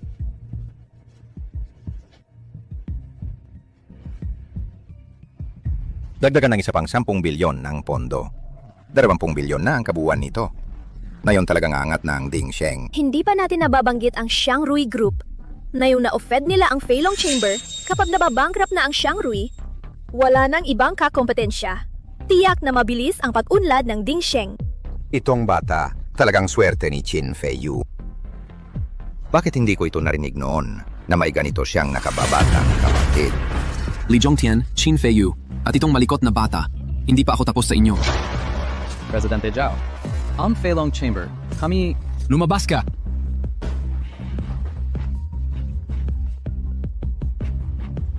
Hello? Sino ito? Interesado bang magtrabaho para sa akin? Sino ka? Bakit ako magtatrabaho para sa iyo? Huwag mo muna alalahanin kung sino ako. Kailangan mo lang malaman na may karaniwan tayong kaaway. Ang Feilong Chamber at ang pamilyang Qin. Ang pamilyang Qin? Narinig ko sa kapatid ko na ang Feilong Chamber sa Jiang City ay walang branch. Tama ba? Saan ang galing ang gusaling ito? Iyon ay dahil ang dating tagapangulo ay tinarget ang Jiang City bilang susunod na layunin. Ngayong ako na ang humawak sa posisyong ito. Natural, kailangan kong ipagpatuloy ang misyong ito. Noon, siyang pinakamatinding tumutol. Ngayon, hindi niya naman ikinansela ang plano ko. Tagapangulo, handa na ang panukala para sa bagong proyekto. Pakitingnan po. Wow, Chao. Sila pala ay nagtatrabaho para kay Lee Jongtian. Nanumpa sila ng katapatan sa akin noon. Nang ako'y nagka-problema, bigla silang tumalikod sa akin. Handa na ang silid pulungan. Naghihintay sila sa iyo. Okay, mabuti. Tara na, manatili ka rito at magpakabait. Pagkatapos ng pulong, ilalabas kita para maglaro. Gusto kong maglaro sa computer. Sige. Kung gayon, dito ka na lang maglaro ng maayos sa computer. Huwag kang magpapagalagala, okay? Tayo na. Hindi umalis si Lee Jongtian kahit saan nang walang computer nito. Tiyak na taglay nito ang marami niyang sekreto. Ayaw kong maniwala na hindi ko mahahanap ang ebidensya ng pagtatangka niya sa akin. Ano ito? May ugali pa rin pala siyang magtago ng diary. Ngayon si Ginoong Tianlong tumanggi na naman sa mungkahi ko. Malinaw naman sa ganitong paraan ang pinakakapakipakinabang para sa pag-unlad ng samahan. Alam dapat niya yang sa puso niya. Pero bakit ayaw niyang pumayag? Posible kaya na nag-iingat siya sa akin. Parang ito yung panahon na iminungkahi niya ang mamuhunan sa Yon City. Angkop nga naman para sa pamumuhunan ng Yon City. Pero nag-alala ako na nakikipagsabuatan siya sa mga lokal na negosyo, kaya tumanggi ako. Malinaw na ginapi ko ang Oceanic Capital, nan husto. At ganap na inalisan sila ng karapatang makipagkumpetensya sa Feilong Chamber. Bakit kaya kinansela ang aking kwalifikasyon sa pamumuhunan? May isang beses, may kapital na nakikipagkumpetensya sa Feilong Chamber. Ang chairman noon ay ang dating tauhan ni He Yushu, si Li Yunting. Si Li Zongtian, muntik ko na silang ibabangkarote. Pero, ang Feilong Chamber ay gumastos din ng malaking halaga. Noon, kinansela ko ang kanyang kwalifikasyon sa pakikilahok. Posible kaya na simula noon ay nagtampo na siya sa akin? Bakit kailangan muna tayong magtayo ng sanggay sa Jiang City? Malinaw naman, mas maganda ang kondisyon ng lokasyon ng Shin City kumpara dito. Hindi. Kailangan kong kumbinsihin si Ginoong Tianlong. Ang pagtutoy niya sa akin noon ay para lang sa kapakanan ng samahan. Nagkaroon ng aksidente si Ginoong Tianlong. Ako ang naging bagong chairman. Pero napakabigat ng pressure sa akin. Hindi pa rin nahahanap ang anak ko. At marami pang bagay sa samahan ang kailangang asikasuhin. Huwag ninyo akong hayaang malaman kung sino ang nagpahama kay Ginoong Tianlong. Kung hindi ko siya patatawarin. Hindi ba siyang nagpahamak sa akin? Mali pa lang akala ko sa kanya. Kung gayon, sino kaya talagang nagpakana sa aking sasakyan? Oy, Fei! Anong nangyari? Tatay! Pumunta ka rito sa Fanghua International. Bilisan mo. May problema si Tita He. Anong Ilabas mo si He Yushu ngayon din. O magpapaalam ka na sa kumpanya nito. Bayaran mo, He Yushu. He Yushu, lumabas ka at bayaran ang utang mo. Chow Yunje, ano ba ang problema mo? Nagkakagulo ka sa kumpanya ko. Problema ko? Wala akong problema. Nandito ako para maningil ng utang. Kailan pa ako nagkautang sa'yo? Wala ka. Pero para sa iba ako naniningil. Ni hindi mo nga maayos ang sarili mong kumpanya. Nakikialam ka pa sa ibang tao. Tsaka, sa kakayahan ko ni He Yushu, paano ako magkakautang? Hindi ikaw. Pero may ibang may utang. Pasok siya. Tulungan mo ako. Kailangan mo akong iligtas. Cheng Guang, may utang ka? Magkano ang utang niya? Ako na ang magbabayad para sa kanya. Pakawalan mo siya, ngayon din. 30 milyon. 300 milyon? Ganun karami? Hulaan mo ulit. 3 bilyon? Puhunan kasama ang tubo. 30 bilyon lahat. 30 bilyon? Anong nangyayari? Anong nangyari? May utang ang kapatid ko na 30 bilyon. 30 bilyon? Anong ginawa mo? Sino tong batang to? Anong ginawa ko? Kailangan ko bang sabihin sa'yo? Sabihin mo lang kapag tinanong kita. Ano ba talaga ang ginawa mo? Ikaw, nag-utang ako para mag-stocks. Sino ba naman mag-aakalang loan shark pala? Nagtataka nga ako kung bakit sila pumayag na pautangin ako ng ganito kalaki. Ate, naloko ako. Nag-utang ka ng ganito kalaki? Naloko ka ng iba? Tapos na yun ako naman ang lolokohin mo, ganon. Ikaw na ang bahala sa sarili mo. Hindi ako kapatid mo. Huwag kang ganyan, ate. Mula nang pumanaw ang nanay at tatay natin, ikaw na lang ang natitira akong pamilya. Kung hindi mo ako tutulungan, talagang wala na ako. Ate, nakikiusap ako sa'yo. Sige, tama na ang usapan. Ako na ang magbabayad para sa kanya. Pero sa ngayon, hindi ko kayang maglabas ng ganong kalaking pera ng sabay-sabay. Kailangan ko ng panahon para makapag-ipon ng pondo. Medyo mahirap yan. Matagal na niyang utang yan. Kung lalo pa nating ipagpapaliban dahil sa patong-patong na interes, hindi na lang 30 bilyon ang babayaran nyo. Ibigyan kita ng 5 araw. Huling pasensya na. Pagkatapos ng 5 araw na yon, kung hindi pa rin handa ang pera, hindi ko na masisiguro ang kaligtasan niya. Dalhin niyo siya. Sagipin mo ako! Kailangan mong sagipin ako! Siya yun kapatid mo sa ama. Oo nga. Nang mamatay ang nanay niya at ang tatay ko, tamad na siya. Sobrang busy ako sa trabaho kaya hindi ko siya nabantayan. Akala ko ba hindi siya gagawa ng malaking gulo? 30 bilyon sa loob ng 5 araw, hindi ko kayang maglabas ng ganoong kalaking pera ng sabay-sabay. Pwede bang makahiram ako sa'yo? Nasa pribadong vault ng Feilong Chamber ang lahat ng ari-arian ko. Sa kalagayan ko ngayon, hindi ko talaga ma-access ang mga yon. Bakit hindi mo subukan munang manghiram kay Feiyu? Kakasecure lang yan ng 20 bilyon na investment. Hayaan mo na. Kulang din siya sa pondo ngayon. Mas mabuti pang bumalik ako sa bahay ng lolo ko at doon manghiram. Ang lolo mo, sa kapital. Ang pamilya saan? Pero malamang hindi nila ipapahiram sa'yo yon ng madali. Kasama ako sa'yo. Hindi ako kakain. Itay, ano ba ang ginagawa mo ngayon? Anong ginagawa ko? Dapat ako ang nagtatanong kung anong ginagawa mo. Ilang beses na makitang sinabihan na hanapan ng lalaki ang si Yushu. Agad-agad. Bakit hindi mo alam kung paano siya kumbinsihin? Itay, paano mo nasabing hindi ko sinubukan? Ayaw niyang makinig. Dahil dito, matagal na siyang hindi bumalik sa pamilya San. Anyway, ilang araw na nakalipas nakausap ko na si Old Master Lee at naayos na makilala ni Yushu ang bunso niyang anak. Dapat makahanap ka ng paraan para pauwiin mo siya para sa akin. Ido. Yushu, nakauwi ka na. Nanay? Sa wakas, nagbalik ka rin. Sino itong bata? Tia A. Ang kulit mo! Kaya pala hindi ka umuwi nitong mga nakaraang taon. At hindi ka nagkapamilya. May anak ka na pala. Apo ko ba yan? Kapatid siya ng kaibigan ko. Inaalagaan ko lang siya ng ilang araw. Nakakatakot naman. Akala ko talaga yan sa sinabi ng lolo mo. Bakit ka biglang umuwi? Umuwi ako para humiram ng pera sa pamilya. Hiram ng pera? May kumpanya ka naman, di ba? Bakit kailangan mo manghiram sa amin? May problema si Cheng Guang. Kulang ang pera ko. Kaya humihingi ako ng tulong sa pamilya. Siguradong babayaran ko ito sa loob ng 6 na buwan. Yung walang hiyang tatay mo at anak ng babaeng yun. Bakit mo siya pinapakialaman? Panghuli, kapatid ko pa rin si Cheng Guang. Wala na ang tatay ko at ang ina niya. Hindi ko siya pwedeng iwanan. Magkano ba ang gusto mong hiramin? 3 bilyon. Magkano? 3 bilyon? Anong klaseng malaking kasalanan ang ginawa ng batang yan? Para kailanganin ng ganong kalaking pera. Naloko siya. Kailangan niyang magbayad sa loob ng 5 araw. Kulang ang pera ko ngayon. Kaya humihingi ako ng tulong sa pamilya. Hindi ka naman nagpapakita dito, pero pag may problema, dito ka agad tumatakbo. Meron ka bang lolo mo sa isip mo? Ako. Ang perang ito, pwedeng ipahiram. Pero sa ika-70 kaarawan ni Old Man Lee, dapat kang dumaan.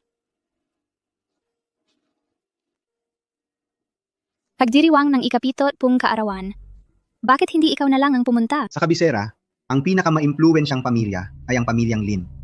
Sila ang nangungunang aristokratikong pamilya. Pero ang pamilyang Lee ay maaari ring maipasok sa pangalawang antas.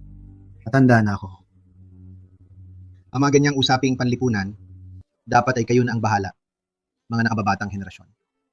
Para rin sa mas magandang kinabukasan ninyo. Basta ako ang pupunta. Papautangin nila ako ng 30 bilyon. Sige, ako na ang pupunta. Tay, kamusta ang pressure? Mabuti, mabuti. Sakto lang, sakto lang. Tay, narito na ang dalaga mula sa pamilyang He. Matandang Lee, nabalitaan kong mahilig ka sa kaligrafya at mga painting. Kamakailan ay nakakuha ako ng isang piraso na medyo maganda naman. Naway ang iyong kaligayahan ay kasindami ng dagat sa silangan at ang iyong buhay ay kasintagal ng mga bundok sa timog. Mabuti, mabuti. Alika rito. Dalaga, maupo ka. Itong matanda, bakit ba siya patuloy na tumitingin sa'yo? Hindi ko rin alam. Nakakapagtaka talaga. Matandang Lee, narito ako upang ihandog ang aking regalo sa kaarawan. Mabuti, mabuti. Halika, halika, halika. Tingnan mo kung gaano kaganda ang manugang kong babae. Ginong Lee, nagkakamali po ba kayo? Kailan pa naging manugang ninyo ako? Magkakamali. Patanda na ako, pero hindi pa naman ako ulyanin. Paano ako magkakamali?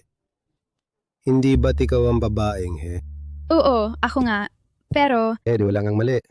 Noon lang, nakausap ko na si Jisan. Nakausap ko na si Jisan tungkol sa kasal ng anak ko at ikaw. Malapit ka nang maging manugang ko. Ano? Kaya pala, gusto ka nilang andun sa handaan. Para lang mapasok ka ng diretsong Leo ng bibig. Bakit hindi ako sinabihan nito? Kapag ang mga nakatatanda na ang nagpasya, tapos na, desidido na. Anong panahon na ngayon? Malaya na ang pag-aasawa. Sa mga bagay na ganito, may boses din kami. Ano? Akala mo ba'y masama ang kapalaran? Kapag napasok ka sa pamilya namin, magaling ang kapatid ko at ang aming pamilya sa kabisera ay kabilang sa pinakamahusay. May mas maganda ka bang pagpili? Tama siya, Yushu. Bilang ate mo, alam ko ang sinasabi ko. Siguradong aalagaan ka ng pamilyang Lee. Ang pamilyang Lee sa kabisera ay tunay ngang mayaman at kilala. Pero wala lang talaga akong pakialam doon. Dapat sinabihan muna ako. Huwag kang magmadaling tumanggi. Napakagaling ng bunso kong anak. At higit pa riyan, magkakilala nga pala kayo. Kilala ko siya? Oo. Tatay, nakauwi na ako. Naroon siya. Ikaw pala, Lee Yunting. Taga-pamilya Lee ka pala. Paano siya naging ganito? Ang tagapangulo ng Ocean Capital. Yung loko-lokong nagkakabusto kay Hiyushu ng kolehiyo. Paano siya naging tagapamilya Lee? Baka naman nung mga panahong yon, habang nagkakabusto siya kay Hiyushu, ay hindi niya inamin ang tunay niyang pagkatao. Pasensya na, Yushu. Pinagbawalan kasi ako ng tatay ko dati. Kaya hindi ko nasabi sa'yo. Itong loko-lokong ito, talagang hindi pa rin nagbabago. Hindi nakuha noon ngayon, pamilya na ang ginamit. Narinig kong hindi ka rin ikinasal. Kaya hindi rin ako humanap ng iba. Hinintay kita sa buong panahong yon. Hindi mo naman kailangang maghintay para sa akin. Kahit hindi ako ikinasal, may tao na sa puso ko. Wala akong nararamdaman para sa'yo. Yushu! Alam kong minamaliit mo ako noon. Akala mo, talunan ako. Pero sa lahat ng mga taong yon, nag-develop ako sa ibang bansa. Hindi ako umasa sa yaman ng pamilya. Itong kapital na ito, sariling sikap ko lang itinayo. Naniniwala akong kaya akong bigyan ka ng kaligayahan. Binibini, ang anak kong ito, napakakapabel rin. Pumayag na ang pamilya ninyo. Kung hindi ka papayag, hindi ba parang isang paghamak sa aming pamilyang Lee? Jinong Lee, pasensya na po. Hindi ko talaga siya maaring pakasalan. Bakit hindi? Pareho naman tayong hindi pa ikinakasal. At magkakilala na tayo ng matagal. Pumapayag ang magkabilang pamilya. Ano bang problema? Hindi. Dahil may anak na ako. Kasi may anak ako. May anak ka? Sa'yo ba ang batang ito? Hindi siya kapatid mo? Anak ko siya. Kaya pala, nasa 30 anyos ka na at hindi ka pa rin nag-aasawa. Kaya may lalaki ka pala sa labas, nabuntis bago ikinasal. Anong kahihiyan para sa pamilya Son? Napakawalang hiya mong babae. Lagi kong iniisip kung bakit hindi ka bumalik sa kabisera nitong mga nakaraang taon. Yun pala, nahihiya kang bumalik. May anak ka at ayaw mo pa rin pakasalan ang lalaki. Huwag mong sabihing ikaw ay kabit ng iba. Ito ba ang kalidad ng pamilya Lee? Kumakalat ng tsismis ng walang ebidensya, kaya ang tinatawag na dakilang pamilya ay hindi na iba sa mga tsismosa sa baryo. Ano ang? Tama na. Yunting, anong masasabi mo? Kumusta naman ang ama ng bata? Ako ang nagpapalaki sa kanya. Kung hindi mo ikinagagalit, gusto kong maging ama ng bata. At sa tingin ko ay napakabait ng bata. Hindi siguro madali para sa isang babae na mag-isa siyang magpalaki. Tanggap ba ito? Pala na siyang hali ng mga simp. Napakamasunurin niya. Ang batang pinalaki mo ay dapat magaling. Magaling daw. Saf! Gusto mo maging tatay ko? Palang ako pa ang tatay mo. Mabait na bata. Tawagin mo akong tatay. Ran, huwag kang bastos. Pasensya na. Wala akong oras. Naturuan siya ng maayos. Ayos lang. Kung hindi mo ikinagagalit sa hinaharap kami ng dalawa, ang magtuturo sa'yo, okay? Huwag na lang. Kung alam mo kung sino ang ama ng bata, baka ayaw mo na siyang turuan. Sino? Chin Tianlong. Sino ang sinabi? Sino ang pinag-uusapan mo? Anak ko siya kay Chin Tianlong. Yunting, sino si Chin Tianlong? Sa mga kilalang pamilya sa kabisera, hindi ko pa naririnig ang pamilyang Chin. Baka pamilya sila mula sa labas ng probinsya. Hindi siya galing sa anumang kilalang pamilya. Wala rin siyang anumang koneksyon. Siya lang ay ang taong minahal ni He Yushu. Tama ba? Tama. Siya lang ang minahal ko. Kahit na noon, hindi niya ako pinili, kundi nagpakasal sa iba. Minahal ko pa rin siya. May sarili akong mga problema noon. Kaya ako pinili na makasama ang ina ni Feiyu. Hindi ba't kabit lang ang tawag dyan? Hindi kanya pinakasalan, pero nagkaanak ka sa kanya. Ang apo ng prestihiyosong pamilyang Sun ng kabisera naakit ng isang dayuhan. Namatay ang dating asawa ni Chin Tianlong, saka lang siya nakipag-ugnayan. Paano naging kabit yon? Kumain ba kayo ng tae? Bakit ang babaho ng bibig ninyo? Yushu! Akala ko dati ang batang ito ay walang modo dahil sa hindi maayos na pagpapalaki.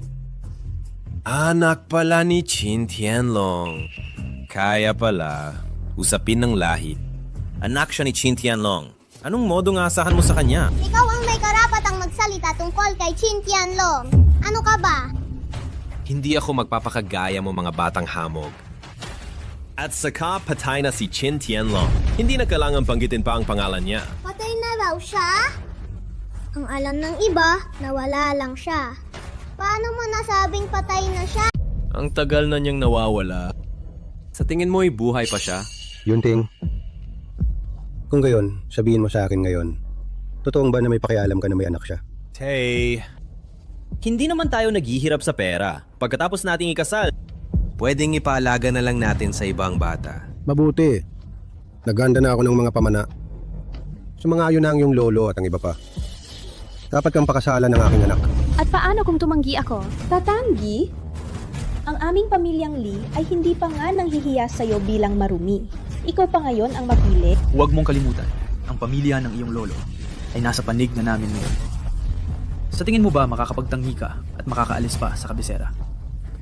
Pagdating ng panahon, ang iyong kumpanya sa Jiang City ay hindi na rin makakapagtanggi. Nagbabanta ka ba sa akin? Ano naman kung kami nga? Para sa ikabubuti mo ito. Yushu.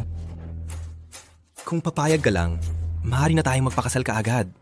Alam mo, gagawin kitang pinakamasayang babae sa buong mundo. Sa iyong ugali, kung hindi ako pumayag na yon, hindi na ako makakaalis dito. Kung hindi mo pakakasalan ng aking anak, walang sinumang dumating dito ngayon ang makakapag-alis sa'yo.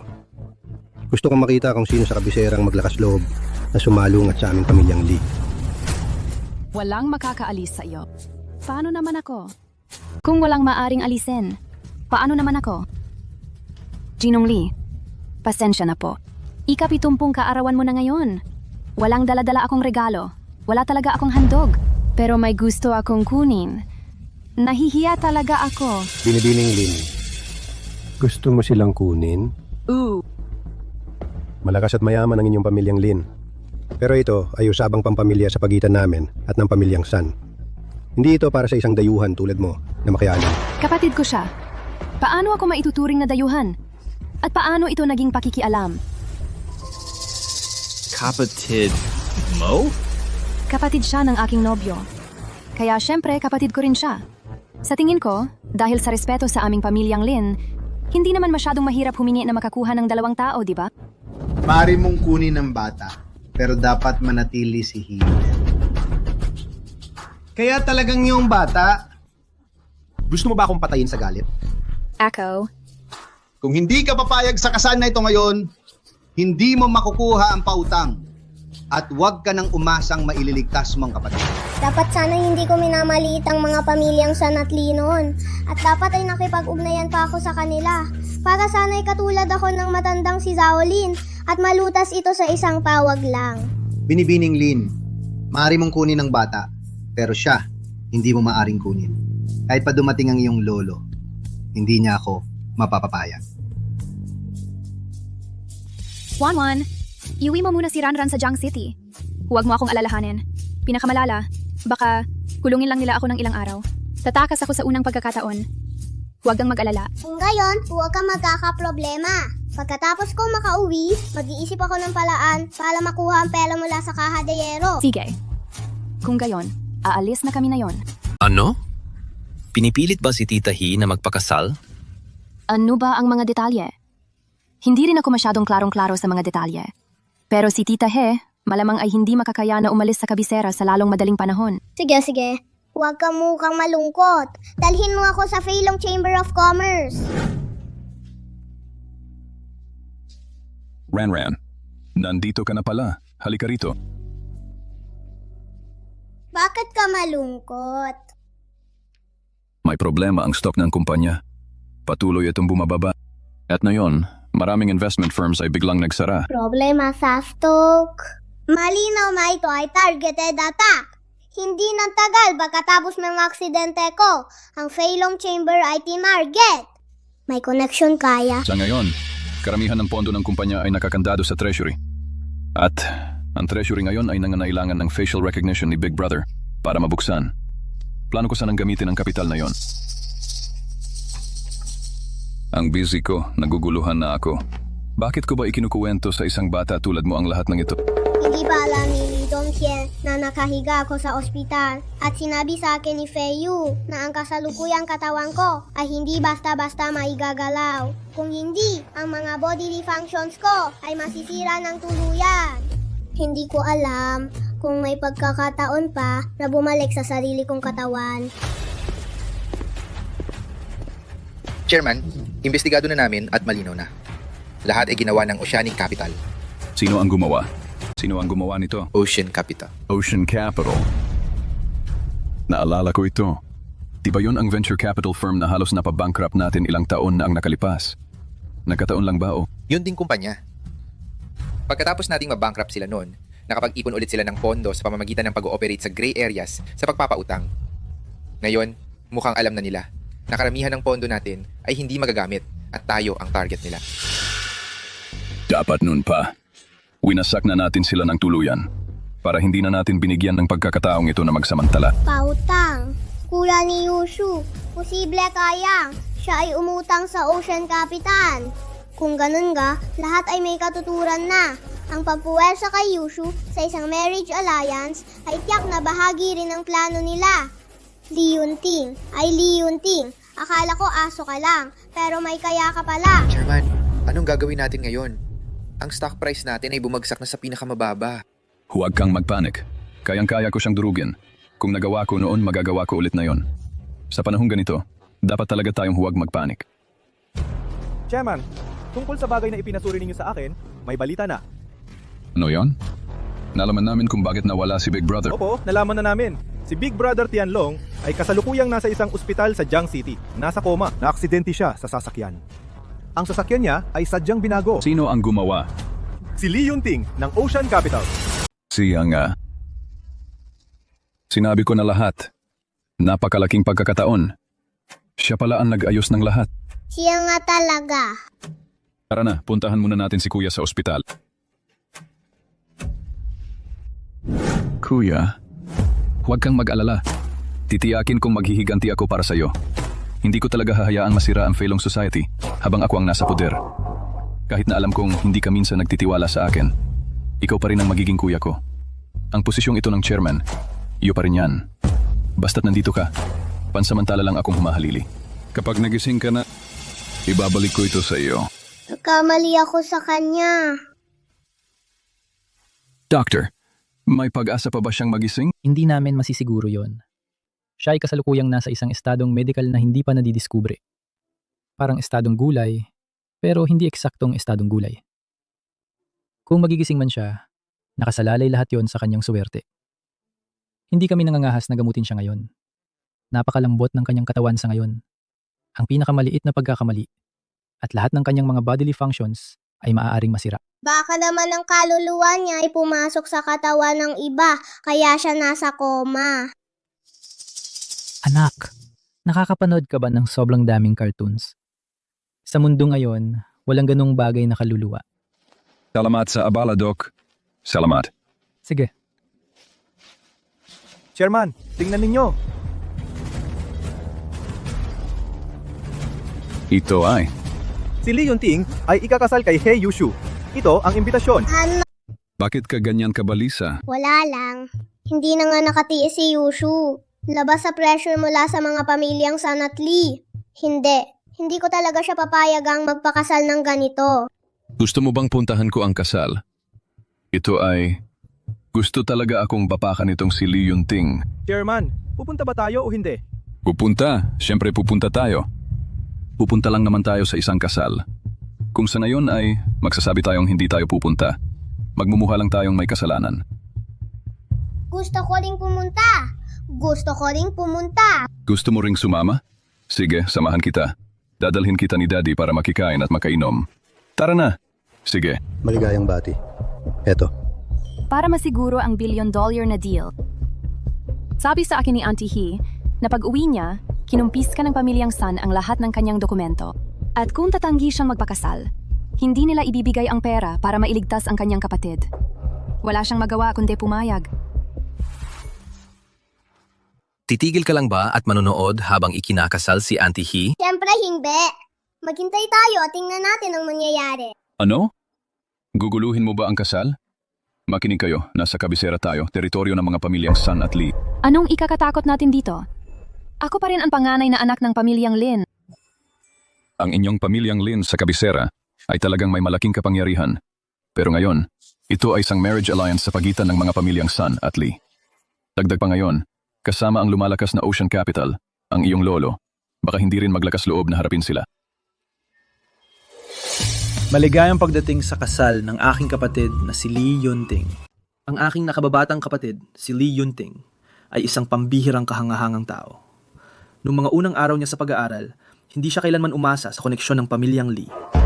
Pati nang siya'y pumunta sa ibang bansa para magtayo, lahat yon ay sa kanyang sariling sikap. Ngayon, ang kanyang kumpanya ay kapantay na ng Feilong Chamber of Commerce. Baka hindi mo alam, kumakailan lang ay pinigilan ang Feilong Chamber ng isang misteryosong kapital. Bumagsak ang stock nito. Baka kumpanya ni Lee Yunting yun. Kung hindi dahil sa pagkaka-freeze sa mahigit kalahati ng pondo, paano masasapawan ng Ocean Capital ang Feilong Chamber? Bihira sa kapital ang kapatid ko. Kaya marahil ay wala kayong masyadong impresyon sa kanya. Kung gayon, hayaan niyo siyang magpakilala ng direkta. Malugod nating tanggapin ang ikakasal ngayong araw, si Lee Yunting.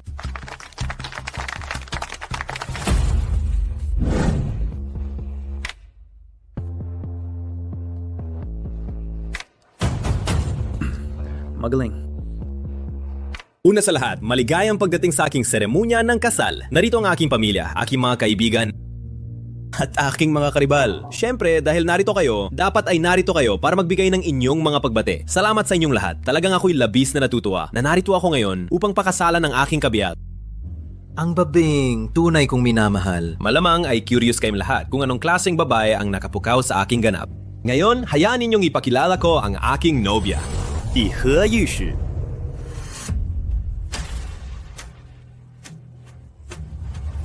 Ngayon, para sa formal na pagpapakilala, ang aking nobya, He Yushu.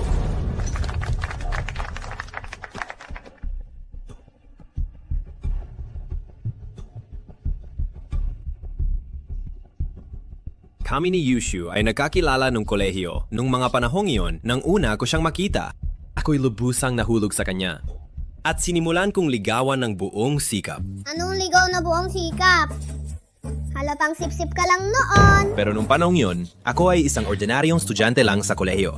Samantalang si Yushu, ang kinikilalang reyna ng kampus ng aming universidad. Wala talaga akong pagkakataon. Pero hindi ako nawalan ng pag-asa. Pagkatapos ng pagtatapos, ako ay umasa sa sarili ko at patuloy na nagtayo ng negosyo sa ibang bansa.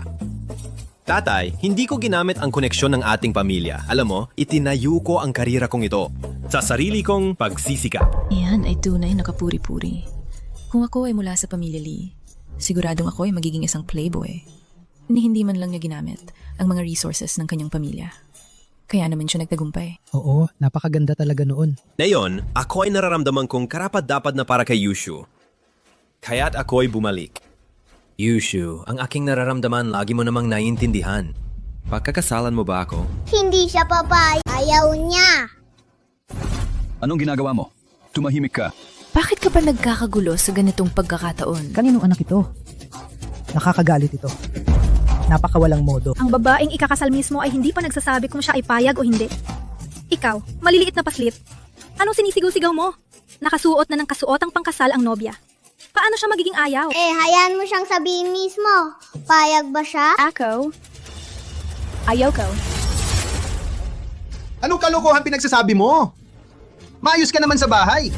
Bakit na yun ka biglang umuurong? Hindi ko naman talaga sinang-ayunan ito mula pa sa simula. Pinilit mo lang ako. Kung hindi ako pumayag, hinding-hindi ako papayagang umalis sa pamilya San. Akala ko ba love story ito? Paano naging ganito ang resulta? Ikaw naman ang magsalita, di ba? Ikaw, tumahimik ka. Sabihin mo sa akin, ano ang hindi mo nagustuhan? Ang mga ari-arian ko ngayon kasama ang kapital ng pamilya Lee. Ay, magpapatalo kahit sa pamilya Lin. Ano naman? Wala akong pakialam dyan. Wala kang pakialam? Anong pinapahalagan mo? Itong batang walang pinag-aralan. Kung mas pinahahalagahan mo ba ang pamumuhay ng iyong buhay bilang isang biyuda na may ulila? Anak ng sino? Anak ko ito. Ang anak mo ay hindi anak niya kay Qin Tianlong. Alam mo ba ang kalokohan na sinasabi mo? Anak ko siya. Nagsisinungaling ka sa akin. Hindi siya anak mo kay Qin Tianlong. Walang anak. Ngunit ang puso ko ay para lamang kay Qin Tianlong. Ang lakas ng loob mong ang puso mo ay para lang sa kanya at hindi sa akin. Mas bata ako sa kanya. Mas magaling ako sa kanya. Mas malaki ang karira ko kaysa sa kanya. Mas malakas din ang pamilya ko kaysa sa kanya. Bakit siya lang ang mahal mo at hindi ako? Bakit? Sa pinakamababa, hindi niya ako sasaktan. Sa isang saglit ng galit. Ako? Hindi pa nga tayo opisyal na kasal at may lakas ka ng loob na saktan ako. Pagkatapos ng kasal, makakapamuhay pa, kaya siya ng maayos. Kailan pa naging karapatan mo na pagalitan ako? Yunjie! Yunjie! Ilabas mo siya para sa akin. Itapon mo siya. Gets. Anong ginagawa mo? Anong ginagawa ko? Itapon mo siya para sa akin. Hindi mo ba naiintindihan? Umalis ka. Ang lakas ng loob mo. Bitawan mo ako. Ran. Bitawan mo ako! Bitawan mo ako! Ran. Kung may mangyari man sa anak ko, papatayin kita. Tandang gago. Anak mo ito. Siya ang unang kumagat sa akin, okay? Kanya lang yan. Nagtatanggol lang ako. Kalokohan. Kung hindi dahil sa pilit mong pag-agaw sa kanya, kakagatin ka ba niya? Ikaw. Malinaw na hindi mo inalagaan ng maayos ang anak mo. Hinayaan mo magwala sa kasal ko, kaya ganyan ang nangyari sa kanya. Dapat lang sa'yo. Sige. Hayaan mong sabihin ko sa'yo mayon kung ang anak ko ay mapahamak. Kahit na kailangan kong lumaban hanggang sa mabangkarote ang Feilong Chamber of Commerce, isasama kita sa pagbagsak ng Ocean Group. Sa ngayon, ikaw ang chairman ng Feilong Chamber of Commerce. Kung ibang chairman, baka matakot pa ako ng konti. Kalahati ng pondo mo ngayon ay frozen na. Ano ang gagamitin mo para ibagsak ako? Bibig mo? Tumigil na kayong mag-away. Tinawagan ko na ang 120. Dalhin muna natin si Ranran sa ospital. Tatay! Kailangan mong maging okay.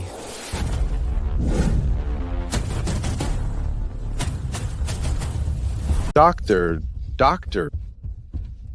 Ginoong Chin, gising ka na rin sa wakas. Pahiram ng cellphone mo. Kailangan kong hanapin ang isang tao. Dapat ba munang magpa-check up? Hindi na kailangan. Oy, Fengzi. Boss, gising ka na. Halika't sundin mo ako sa ospital ngayon din. Sige. Heto, salamat. Boss, nung mga nakaraang araw na wala ka sa sarili, ang ating Chamber of Commerce ay pinigilan ng Ocean Capital. Kung hindi ka nagising, ang chamber baka... Alam ko na ang lahat yan. Alam mo, boss? Hindi yan ang mahalaga. Bubuksan ko ng treasury ngayon. Gamitin ng malayang pondo sa loob. Iisa lang ang layunin ko. Gawin ang Ocean Chamber na mawala sa ibabaw ng lupa. Naintindihan? Naintindihan. Ihanda mo ang isang eroplano para sa akin. Saan mo gustong pumunta, boss? Capital. Buti na lang, malapit lang ang Jiang City sa capital. Sandali lang. Makakarating tayo roon agad. Leon. Okay naman ang batasan na yun. Himatay lang. Makakatulong ang pahinga. Salamat, Doc. Chairman Lee, hindi ka naman narito dahil sa pagkabigo mo sa negosyo. Dinala mo pa ang anak mo para guluhin ang kasal ko, di ba? Huwag kang magyabang sa akin. Kapag nabuksan ko na ang treasuryo ng kumpanya, papaniwalain ko kayong lahat na mawala sa merkado magpakailanman. Gaano na katagal mong sinusubok ang alamin yan? May pag-asa pa ba? Hayaan mong sabihin ko sa'yo. Ang araw na ito ay hindi lang araw na pagkakasalan ko si Yushu. Ito rin ang araw ng ating Ocean Capital ay maglilista sa stock market. Sa 1 minuto pa, ililista na ang Ocean Capital. Pagkatapos, ang ating puhunan ay lalampas pa sa rurok ng iyong Feilong Chamber at magiging pinakamalaking puhunan, Chairman Lee. Anong meron ka para makipagkumpetensya sa akin? Ang galing talaga ng anak ko. Sa kanyang pagsisikap, ang aming pamilyang Lee sa kabisera ay makakatayo ng pantay muli sa pamilyang Lin. Higit pa sa pantay-pantay. Sa oras na yun, ang pamilyang Lin ay magiging isang hakbang na lang sa ilalim ninyo, aming mga manugang. Mga kasama, wala pang isang minuto ang natitira. Kung nagtitiwala kayo sa akin, dahil nandito na kayong lahat sa lugar ng aking kasal, ang pagbili ng aking stock ay para sa inyong sariling kapakinabangan. Makakasiguro kayo, sa sandaling ito ay ilista, ginagarantiya kong lahat kayo ay kikita ng malaki. Mabuti. Chairman Lee, anong meron ka para makipagkumpetensya sa akin? Tingnan mo ang aking mga stock, tumataas ng tumataas.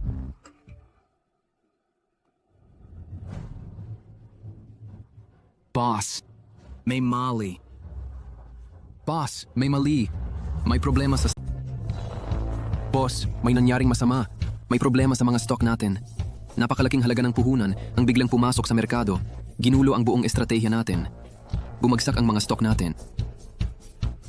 Nakarating na sa pinakamababa. Paano nangyari yun? Bukod sa Feilong Chamber of Commerce, sino pang makakagulo sa mga plano natin? Teka, hindi. Kahit ang Feilong Chamber, hindi nila kaya to. Chairman Lee. Ito. Anong nangyayari? Mukhang may isang tao ang tumutok sa kanila. Pero sa kalagayan na yon, sino pa ang may kapangyarihang pampinansya para makipagkumpetensya sa Ocean Capital? Kung sino man yan, basta't nagawa nitong mawalan ng komposura si Lee Yunting, makakabuti yan sa atin. Imbestigahan! Gawin mo yan ngayon din! Alamin kung sino yan! Opo, agad ko pong gagawin. Mabuti, bilisan mo! Yushu, ang kasal natin, ituloy na natin, okay?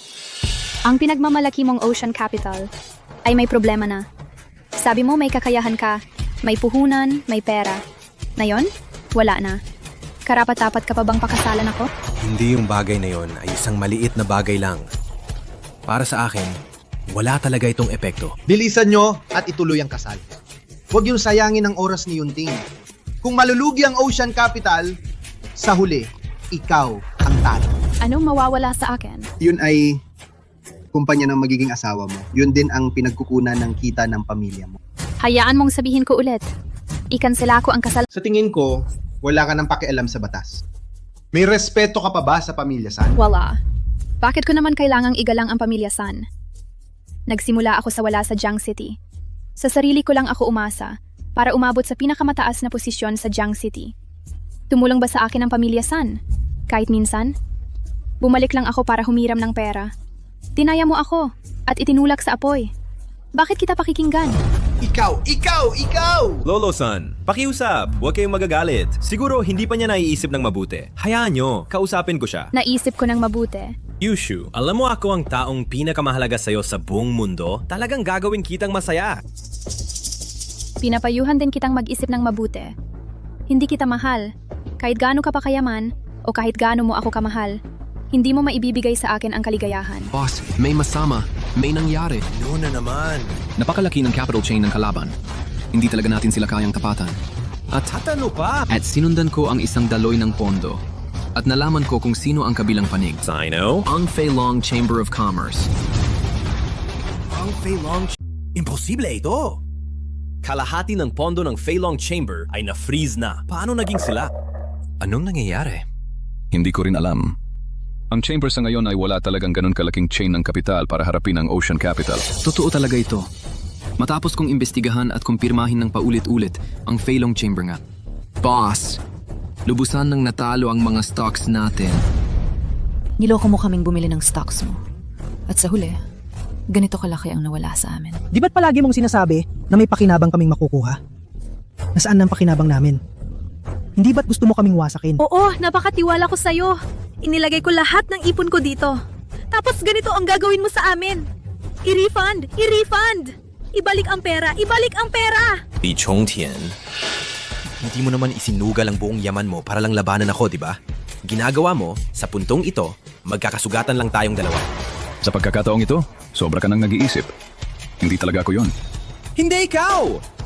Sino pa kaya? Hindi ba't ikaw ang chairman ng Feilong Chamber? Ako yon. Tatay. Tatay? Si Qin Tianlong ba ang tatay mo? Hindi mo alam? Hindi ko alam. Tianlong, nakabalik ka na. Nakabalik na ako. Huwag kang mag-alala habang nandito ako. Walang pipilit sa iyong magpakasal. Paano nangyari yon? Ang ibig mong sabihin, paano ako nagising, di ba? Akala mo ba ang pagmamaneho mo sa kotse ko ay sapat na para tapusin ako? Naawa sa akin ang langit. Hindi lang ako namatay. Nagising pa ako sa kritikal na sandali. Nung huli, iniwan ko sa iyo ang isang hininga ng buhay. Pinabayaan ang iyong ocean capital na mabuhay. Ngayon, huwag ka na umasa. Teka, sandali lang. Ang tatay ko pala ang dating chairman ng Tianlong Group? Hindi mo alam? Huwag mong isipin na dahil nagising ka na ay kaya mo nang gawin ang lahat. Ang kapital ko ay higit pa sa iyong maiisip. Ang tinutukoy mo ba ay yung kaunting interes sa bangko na kinokolekta mo mula sa iyong mga operasyon sa gray industry, di ba? Tama. Malaki ang halaga. Pero, bakit hindi mo tingnan na yun din? Kung magagamit mo pa ba ang mga yon? Imposible! Anong nangyayari? Bakit nag-freeze? Akala mo ba hindi ko alam ang mga kalokohan mong ginagawa? Naipaalam ko na sa mga international bank na i-freeze ang lahat na accounts mo. Sinabi ko na ang kayang-kaya kitang gibain nun. At kaya kong gawin ulit na yun. Imposible ito! Shin Tianlong! Sa anong karapatan? Sa anong karapatan mo ako ginaganito? Anong ginawa ko sa'yo? Nung nasa universidad tayo, mas matanda ka ng husto sa akin. Gusto ko si Yushu. Tapos niligawan mo. Inagaw mo ang lahat! Sabi ko pagkatapos ng pag-aaral, mas giginhawa ako kaysa sayo. Mas magiging magaling ako kaysa sayo. Muntik ko nang magawa. Hindi. Hindi ka muntikang magtagumpay. Gumamit ka ng mga karumal-dumal na paraan at muntik mo akong ipapatay. Kaya, ang naghihintay sa'yo ay hindi masayang pag-aasawa, kundi parusa sa ilalim ng batas. Kami po ay mga law enforcement officer.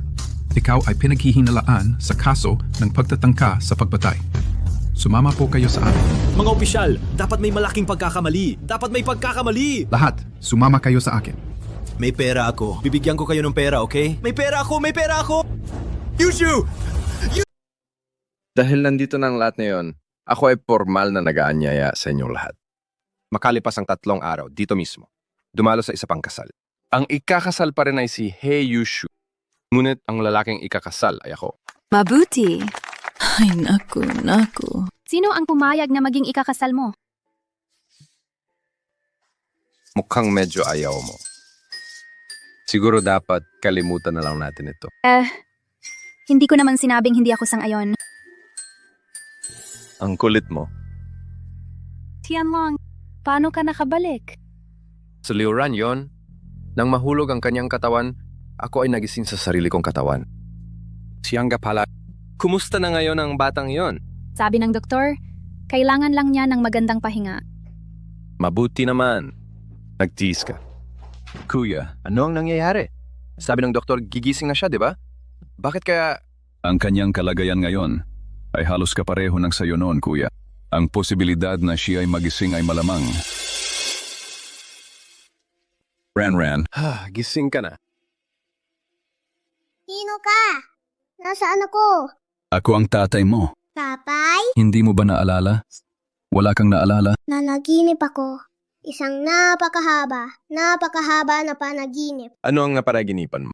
Napanaginipan kong tinawag niya akong tatay. Siyempre, dapat lang